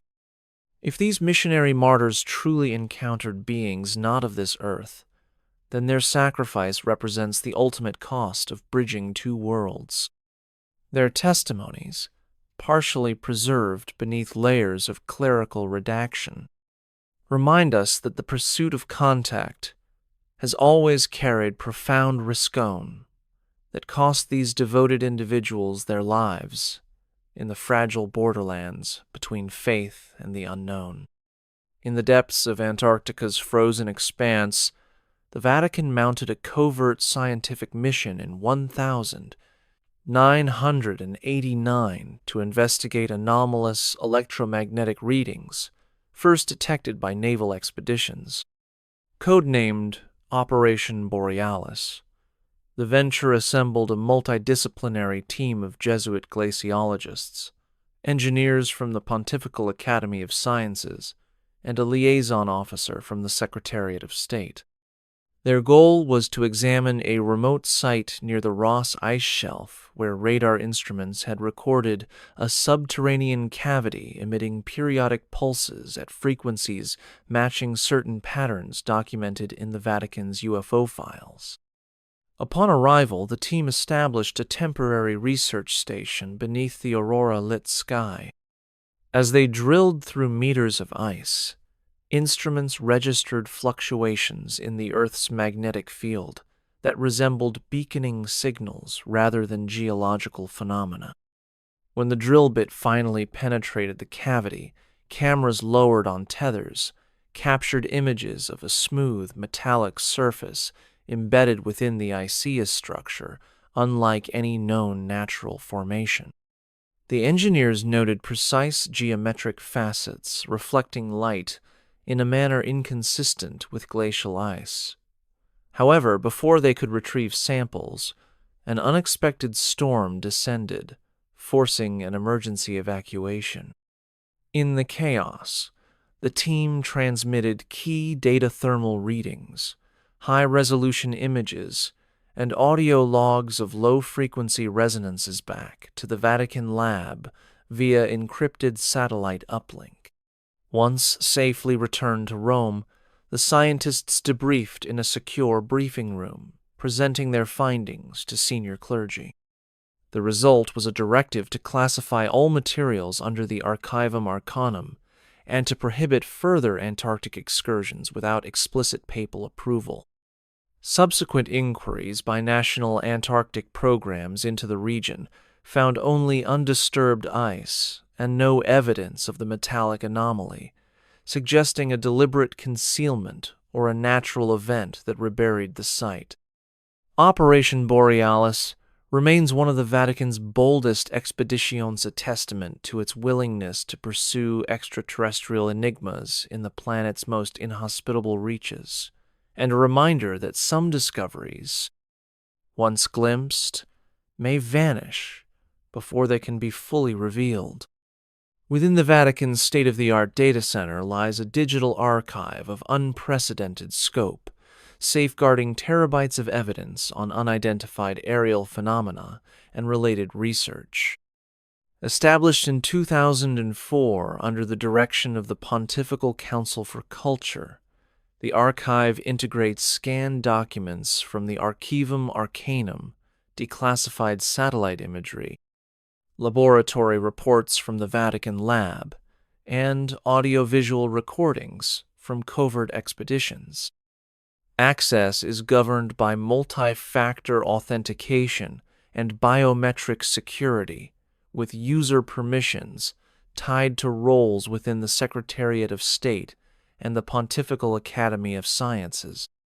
In 2016, an IT specialist named Daniela Rossi stumbled upon an encrypted directory labeled Project Catholica, uncovered only after a routine software update exposed dormant file structures.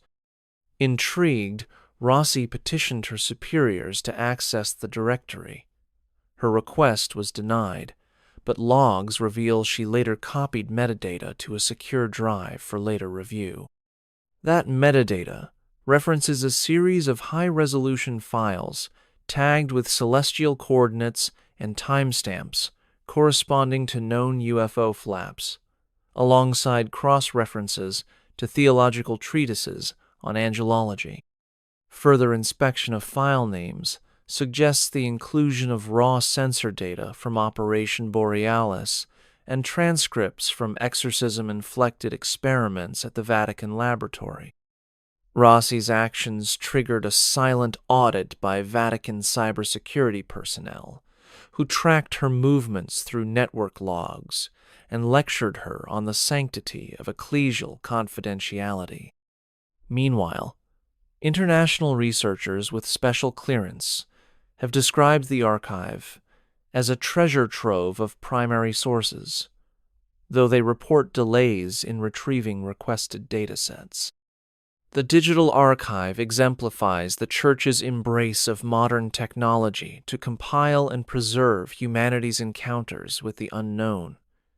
Yet it also embodies an enduring tension: the imperative to document evidence versus the mandate to withhold it until the faithful can be guided through its implications.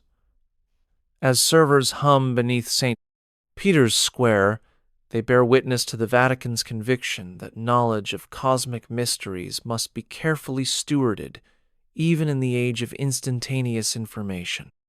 Throughout its history, the Church has grappled with whether to embrace unexplained aerial events as genuine phenomena or dismiss them as clever fabrications. In 1999, amid a global resurgence of UFO sightings, the Vatican convened an expert panel drawing from the Pontifical Academy of Sciences, the Congregation for the Doctrine of the Faith, and external advisors in astrophysics and psychology. Over 6 months, the panel reviewed hundreds of cases from luminous orbs captured on video in rural Argentina to triangular craft tracked by Italian military radar. Each report underwent rigorous scrutiny, corroborating witness testimonies, metadata analysis of digital footage, and cross-referencing atmospheric data to eliminate natural explanations. Yet while some cases defied all terrestrial causes, the panel also identified instances of hoaxes commercial drones, modified with LED arrays, atmospheric plasma phenomena, misinterpreted under low-light conditions, and even deliberate disinformation campaigns by intelligence services seeking to distract or manipulate public opinion. The panel's confidential findings, summarized in an internal white paper, concluded that approximately 15% of reviewed events remained unexplained after scientific analysis, meriting further study. However, the document advised caution against hasty public pronouncements, warning that sensational media coverage could erode trust in both the Church and scientific institutions. It recommended a balanced approach: continue collecting data under strict protocols while educating the faithful about the difference between credible observations and fabrications. This careful stance reflects the Vatican's broader strategy of bridging faith and reason, acknowledging that wonder may lead to truth while guarding against credulity and fear. By confronting the dual nature of UFO reports, the Church affirms its commitment to honest inquiry and pastoral care, recognizing that in the vast expanse of the unknown, discernment remains essential. Rest your mind, you've earned it. But when the next veil lifts, be here. Subscribe.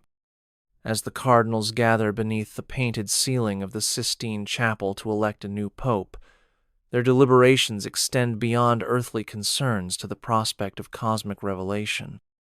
In private briefings before each conclave, the Camerlengo presents not only dossiers on potential pontiffs, but also a confidential stellar file, a summary of the Vatican's accumulated evidence regarding extraterrestrial intelligence. This practice began informally after the secret synod of 1968 and solidified under Pope John Paul II, who directed that future electors be apprised of the Church's hidden archive on UFO phenomena.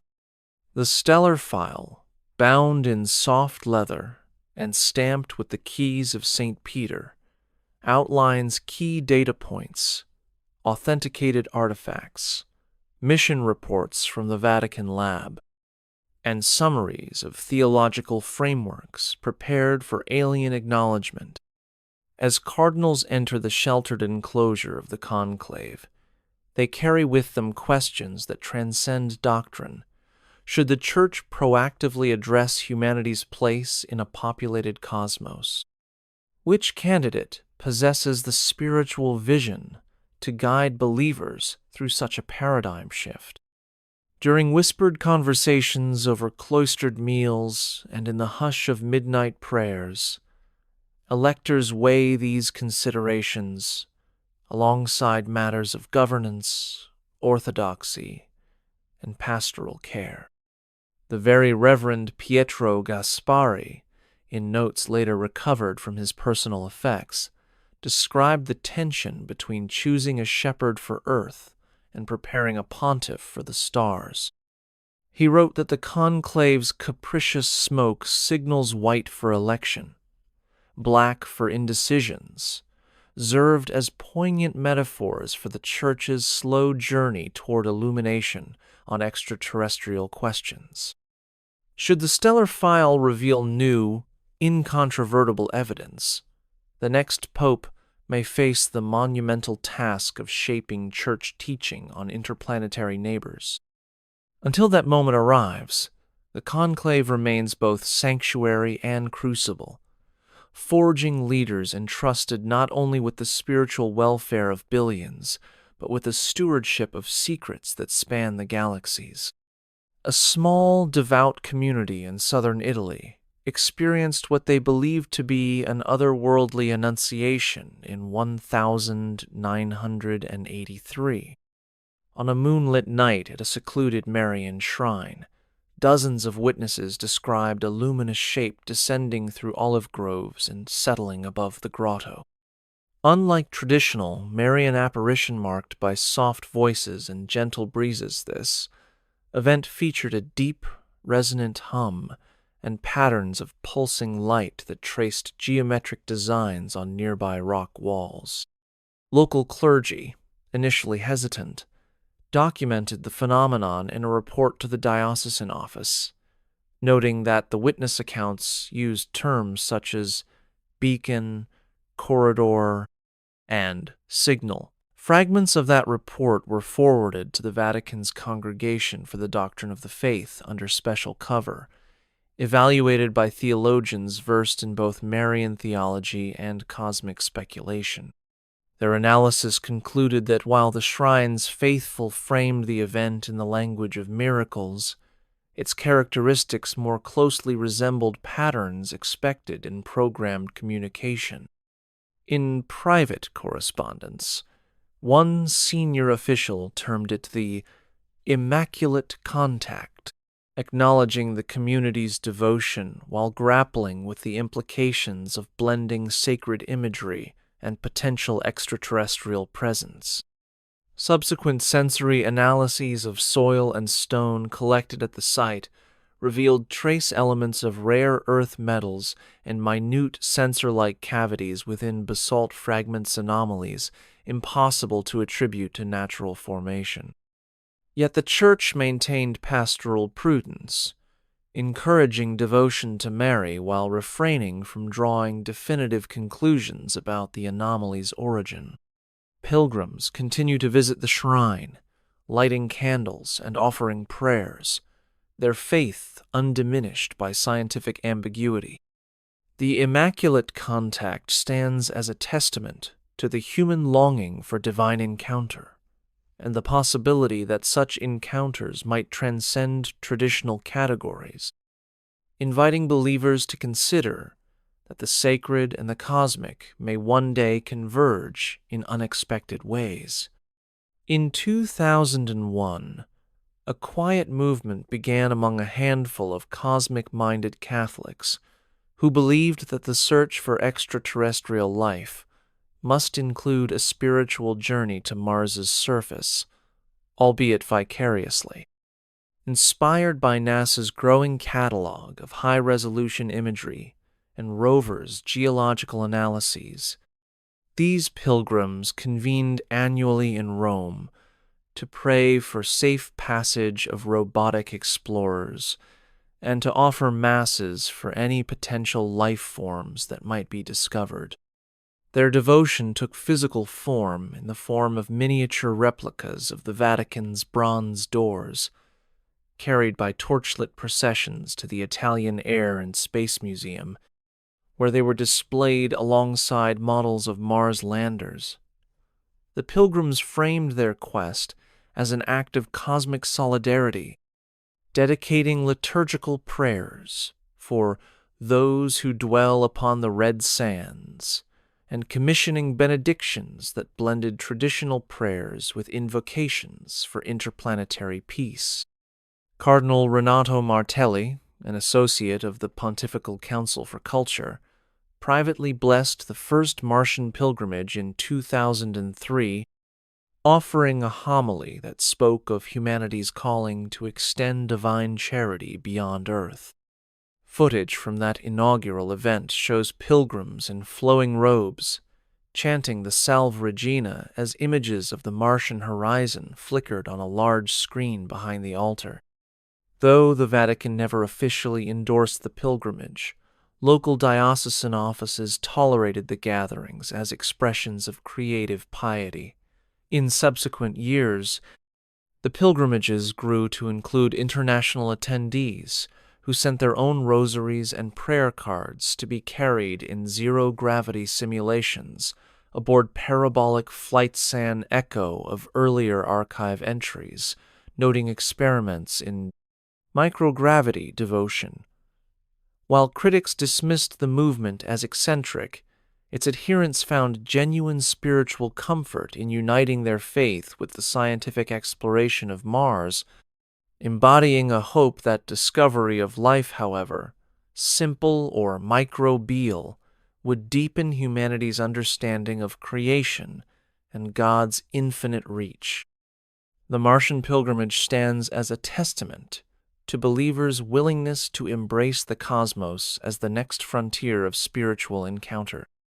Beneath the shifting tides of church history lies a whispered conviction that a hidden network of clerics, archivists, and scholars has, for centuries, safeguarded knowledge of extraterrestrial contact. Referred to in clandestine correspondence as the Consortium of the Veil, this group is said to trace its lineage to clerical reformers of the late medieval period, who recognized that certain revelations, though rooted in genuine phenomena, risked destabilizing the faithful if disclosed too hastily. Membership requires a solemn oath and passage of secret rites held in subterranean chapels beneath the Vatican's foundations. Through successive generations, the consortium has influenced appointments to key Vatican offices, guided the redaction of sensitive manuscripts, and orchestrated the discreet transfer of artifacts into protected vaults. Their records, scattered across coded marginalia in theological treatises and encrypted footnotes in astronomical journals, outline strategies for managing the public's understanding of cosmic discoveries. During the upheavals of the Protestant Reformation, the consortium allegedly intercepted reports of miraculous aerial sightings, reclassifying them as pious myth to prevent further schism. In the aftermath of World War II, members facilitated cooperation between Vatican scientists and Allied intelligence agencies to study crash debris while curating a narrative emphasizing atmospheric phenomena. Even in the digital age, the consortium adapts, embedding directives in digital archives and vetting researchers who seek access to the Archivum Arcanum.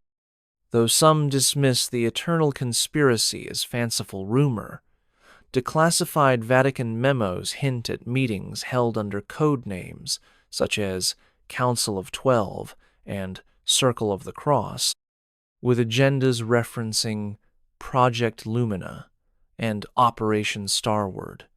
Whether this network acts out of protective paternalism, genuine reverence for cosmic mysteries, or a nuanced blend of both, its enduring influence underscores the Church's complex relationship with knowledge that transcends human borders. The eternal conspiracy remains a testament to an institution's determination to steward secrets that challenge both faith and reason. When the decision finally came to reveal the Vatican's deepest extraterrestrial archives, it emerged not from a papal encyclical, but through a private address delivered by Pope Francis in the Sistine Chapel, before a select assembly of cardinals and scientists in March 2024.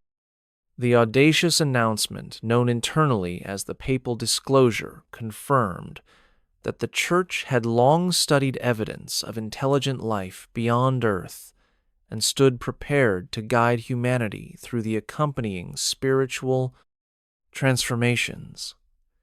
In his speech, the Pope described recovered artifacts, clandestine expeditions, and theological frameworks developed over decades, acknowledging both the exhilaration and the apprehension such revelations would inspire.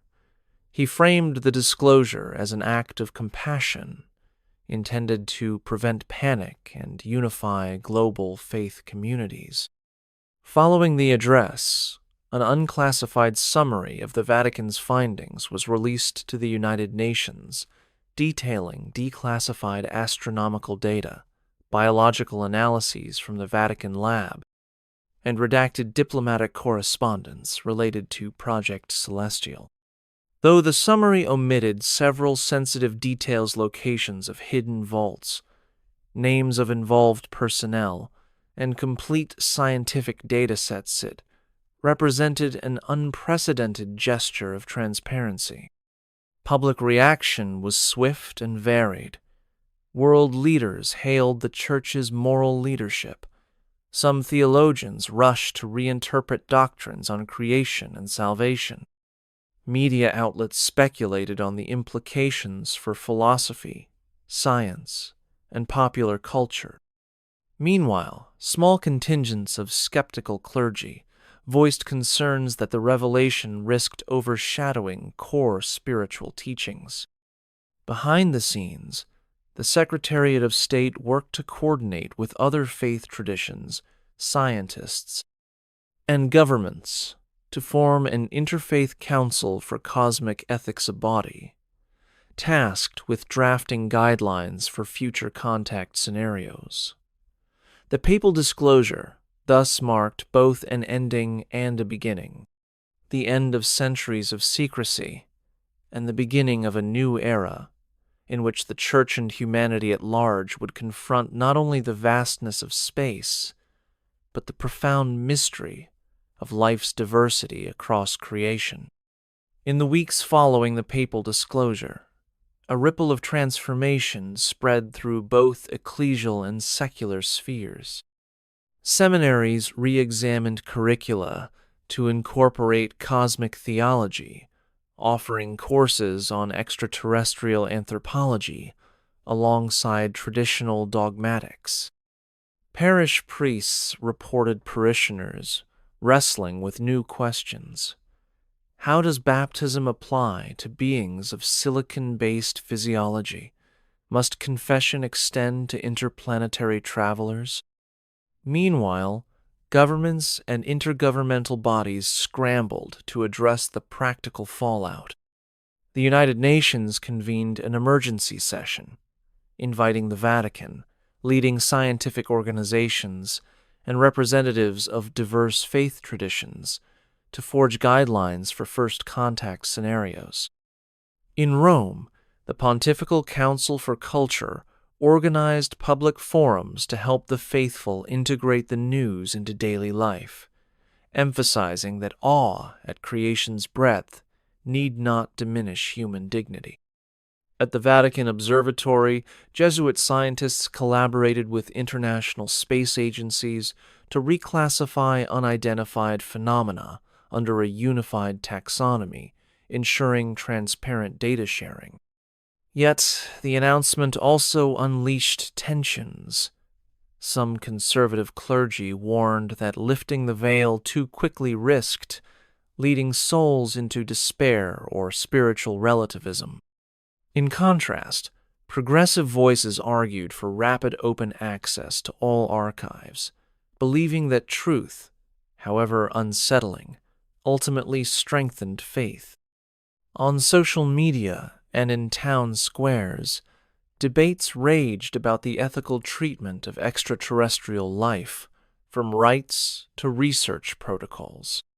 Cultural institutions hosted exhibitions displaying declassified artifacts and holographic projections of Martian landscapes once reserved for covert audiences. Amid this upheaval, everyday believers found solace in communal rituals redesigned for cosmic awareness. Mares, or Night of Stars vigils, replaced traditional feast day celebrations, inviting participants to gaze skyward in prayerful wonder. Through it all, the Church sought to balance transparency with pastoral care, acknowledging that the revelation of life among the stars would redefine humanity's self-understanding without abandoning the foundational truths of faith. With the revelation of extraterrestrial life firmly integrated into Church teaching, the Vatican embarked on a radical restructuring of its ecclesial framework to embrace a multiplanetary flock. Under Pope Francis's guidance, the Curia convened a commission to draft the blueprint for a new ecclesian institutional model, extending pastoral care beyond Earth. This entailed redefining diocesan boundaries to include celestial territories, appointing bishops with scientific expertise, and creating liturgical norms adaptable to zero-gravity environments. The Commission's draft, leaked in part to the Pontifical Academy of Sciences, envisioned spaceborne chapels aboard orbiting habitats and ex-annunciatures established on the Moon and Mars. Canon law required amendment to acknowledge the sacramental needs of non-terrestrial communities, prompting delicate debates about whether sacraments consecrated on Earth retain validity in the void of space. The new Ecclesia also proposed a council of cosmic bishops leaders, chosen for their theological acumen and familiarity with interplanetary missions to advise the Pope on matters of faith across varied worlds. Funding mechanisms for this expansion drew on both traditional tithes and novel contributions from philanthropic space ventures aligned with Church values. Educational institutions responded by launching programs in astrotheology and interspecies ethics, training clergy to navigate the challenges of cultural diversity on different planets. Skeptics questioned the practicality and potential spiritual overreach of extending Church structures beyond terrestrial confines, yet proponents argued that the new Ecclesia embodied the universal scope of divine mercy. As spacecraft prepare to ferry missionaries into orbit, the Church stands at a historical inflection point, poised to shepherd the faithful not only across oceans and continents, but through the vast reaches of the cosmos. In the wake of the new Ecclesia's formation, theologians and liturgists collaborated to develop a rite suited for the vastness of space, the cosmic Eucharist. Drawing on centuries of sacramental tradition, they re-examined the theological essence of the bread and wine as symbols of Christ's body given for all creation. The Pontifical Academy of Sciences, working with the Congregation for Divine Worship, commissioned experiments aboard microgravity flights to determine how consecrated breadcrumbs and droplets of wine behaved beyond Earth's pull. Initial trials revealed that, without gravity, particles dispersed unpredictably, prompting innovation. The cosmic host was fashioned as a buoyant wafer infused with a gelatinous preservative, ensuring cohesion during the prayers of consecration. Similarly, the consecrated wine was encapsulated in spherical vesicles crafted from edible polymers, allowing communicants to partake without spilling a single drop into the void.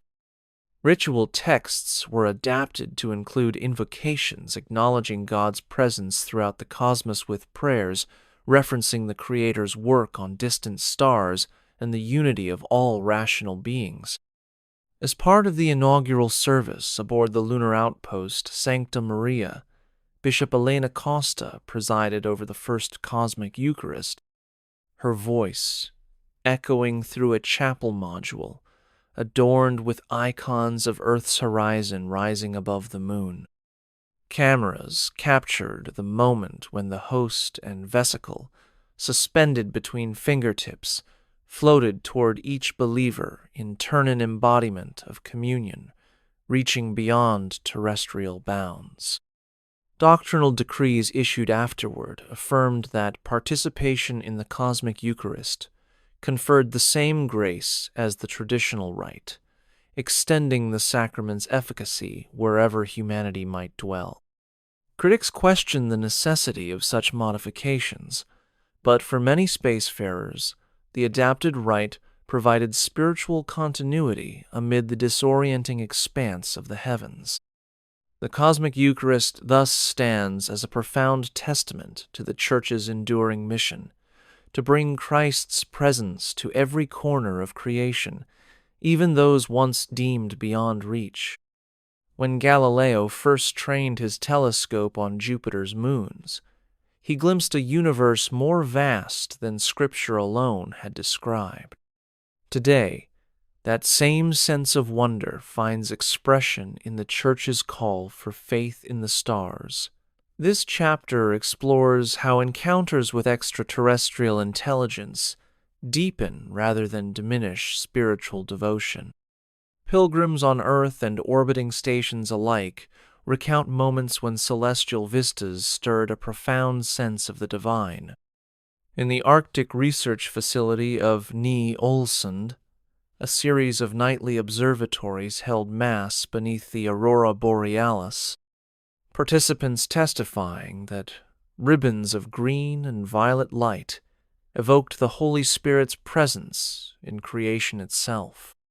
Similarly, congregations aboard the International Space Station have gathered at the Cupola module, reciting Vespers while watching Earth's curvature slip beneath them, affirming that Christ's redemption encompasses all worlds. Theologians draw parallels between Hebrews' vision of a heavenly city and the physical realities of space habitat human-made domes, shielding fragile life against the cosmic expanse. Psalms, once sung to the vault of heaven, now resonate in vacuum-sealed sanctuaries, their lyrics finding new meaning as stars witness humble worship. Faith in the stars also confronts suffering in the cosmos. The existential isolation that long-duration missions provoke, the ethical dilemmas of encountering alternative life forms, and the challenge of proclaiming human salvation amid countless worlds. Pastoral care teams develop interplanetary counseling protocols, blending traditional spiritual direction with psychological support for explorers facing the abyss. The chapter concludes that belief in the Creator's infinite love can inspire courage to venture into the unknown, forging a unity of human communities scattered among the stars. In doing so, the Church reaffirms that faith is not confined to Earth, but soars wherever humanity's gaze and God's gracious purpose extends. In the quiet aftermath of cosmic revelations, humanity stands at the threshold of a new era, new dawn, where faith and wonder converge among the stars. As the Church extends its mission beyond Earth, communities on distant worlds establish the first interplanetary parishes, uniting believers in prayers that ascend through atmospheres and vacuum alike. On Mars, the settlement of Rhodoria built its cathedral from local regolith sintered into brick, the spires reaching toward Olympus Mons, as a testament to human ingenuity and divine aspiration. In the asteroid colonies of the Kuiper Belt, small chapels carved from ice and reinforced polymer host services under bioluminescent lighting, their congregations reflecting on the psalmist's words, "The heavens declare the glory of God, now experienced firsthand in the cosmic expanse."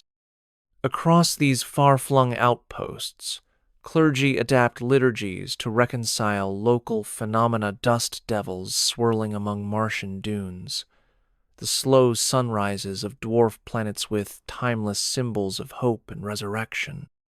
Scholars publish interplanetary hymnals, weaving native Martian stones and cometary crystals into sacramental art. Meanwhile, theologians draft encyclicals addressing cosmic solidarity, urging that human and extraterrestrial neighbors alike share in the universe's pilgrimage toward the divine. Yet the New Dawn also acknowledges the fragility of life in these remote frontiers, the psychological toll of isolation, the environmental hazards that accompany spacefaring existence, and the ethical responsibilities toward any life encountered abroad. Pastoral teams employ virtual reality confessions, connecting pilgrims across light years in moments of communal grace. Educational programs emphasize cosmic stewardship, teaching that as stewards of creation we bear responsibility not only for Earth but for every world we touch. In this unfolding epic, the Church reaffirms its ancient mission in unprecedented contexts, proclaiming the gospel beneath alien skies, celebrating the Eucharist in zero gravity, and offering solace where horizons extend beyond any human sunrise. A new dawn has broken for all creation, inviting every Soul-Earth-born or Starbornito join in a journey of faith that spans the cosmos. That was one layer. Take a moment, then subscribe, and we'll go deeper next time.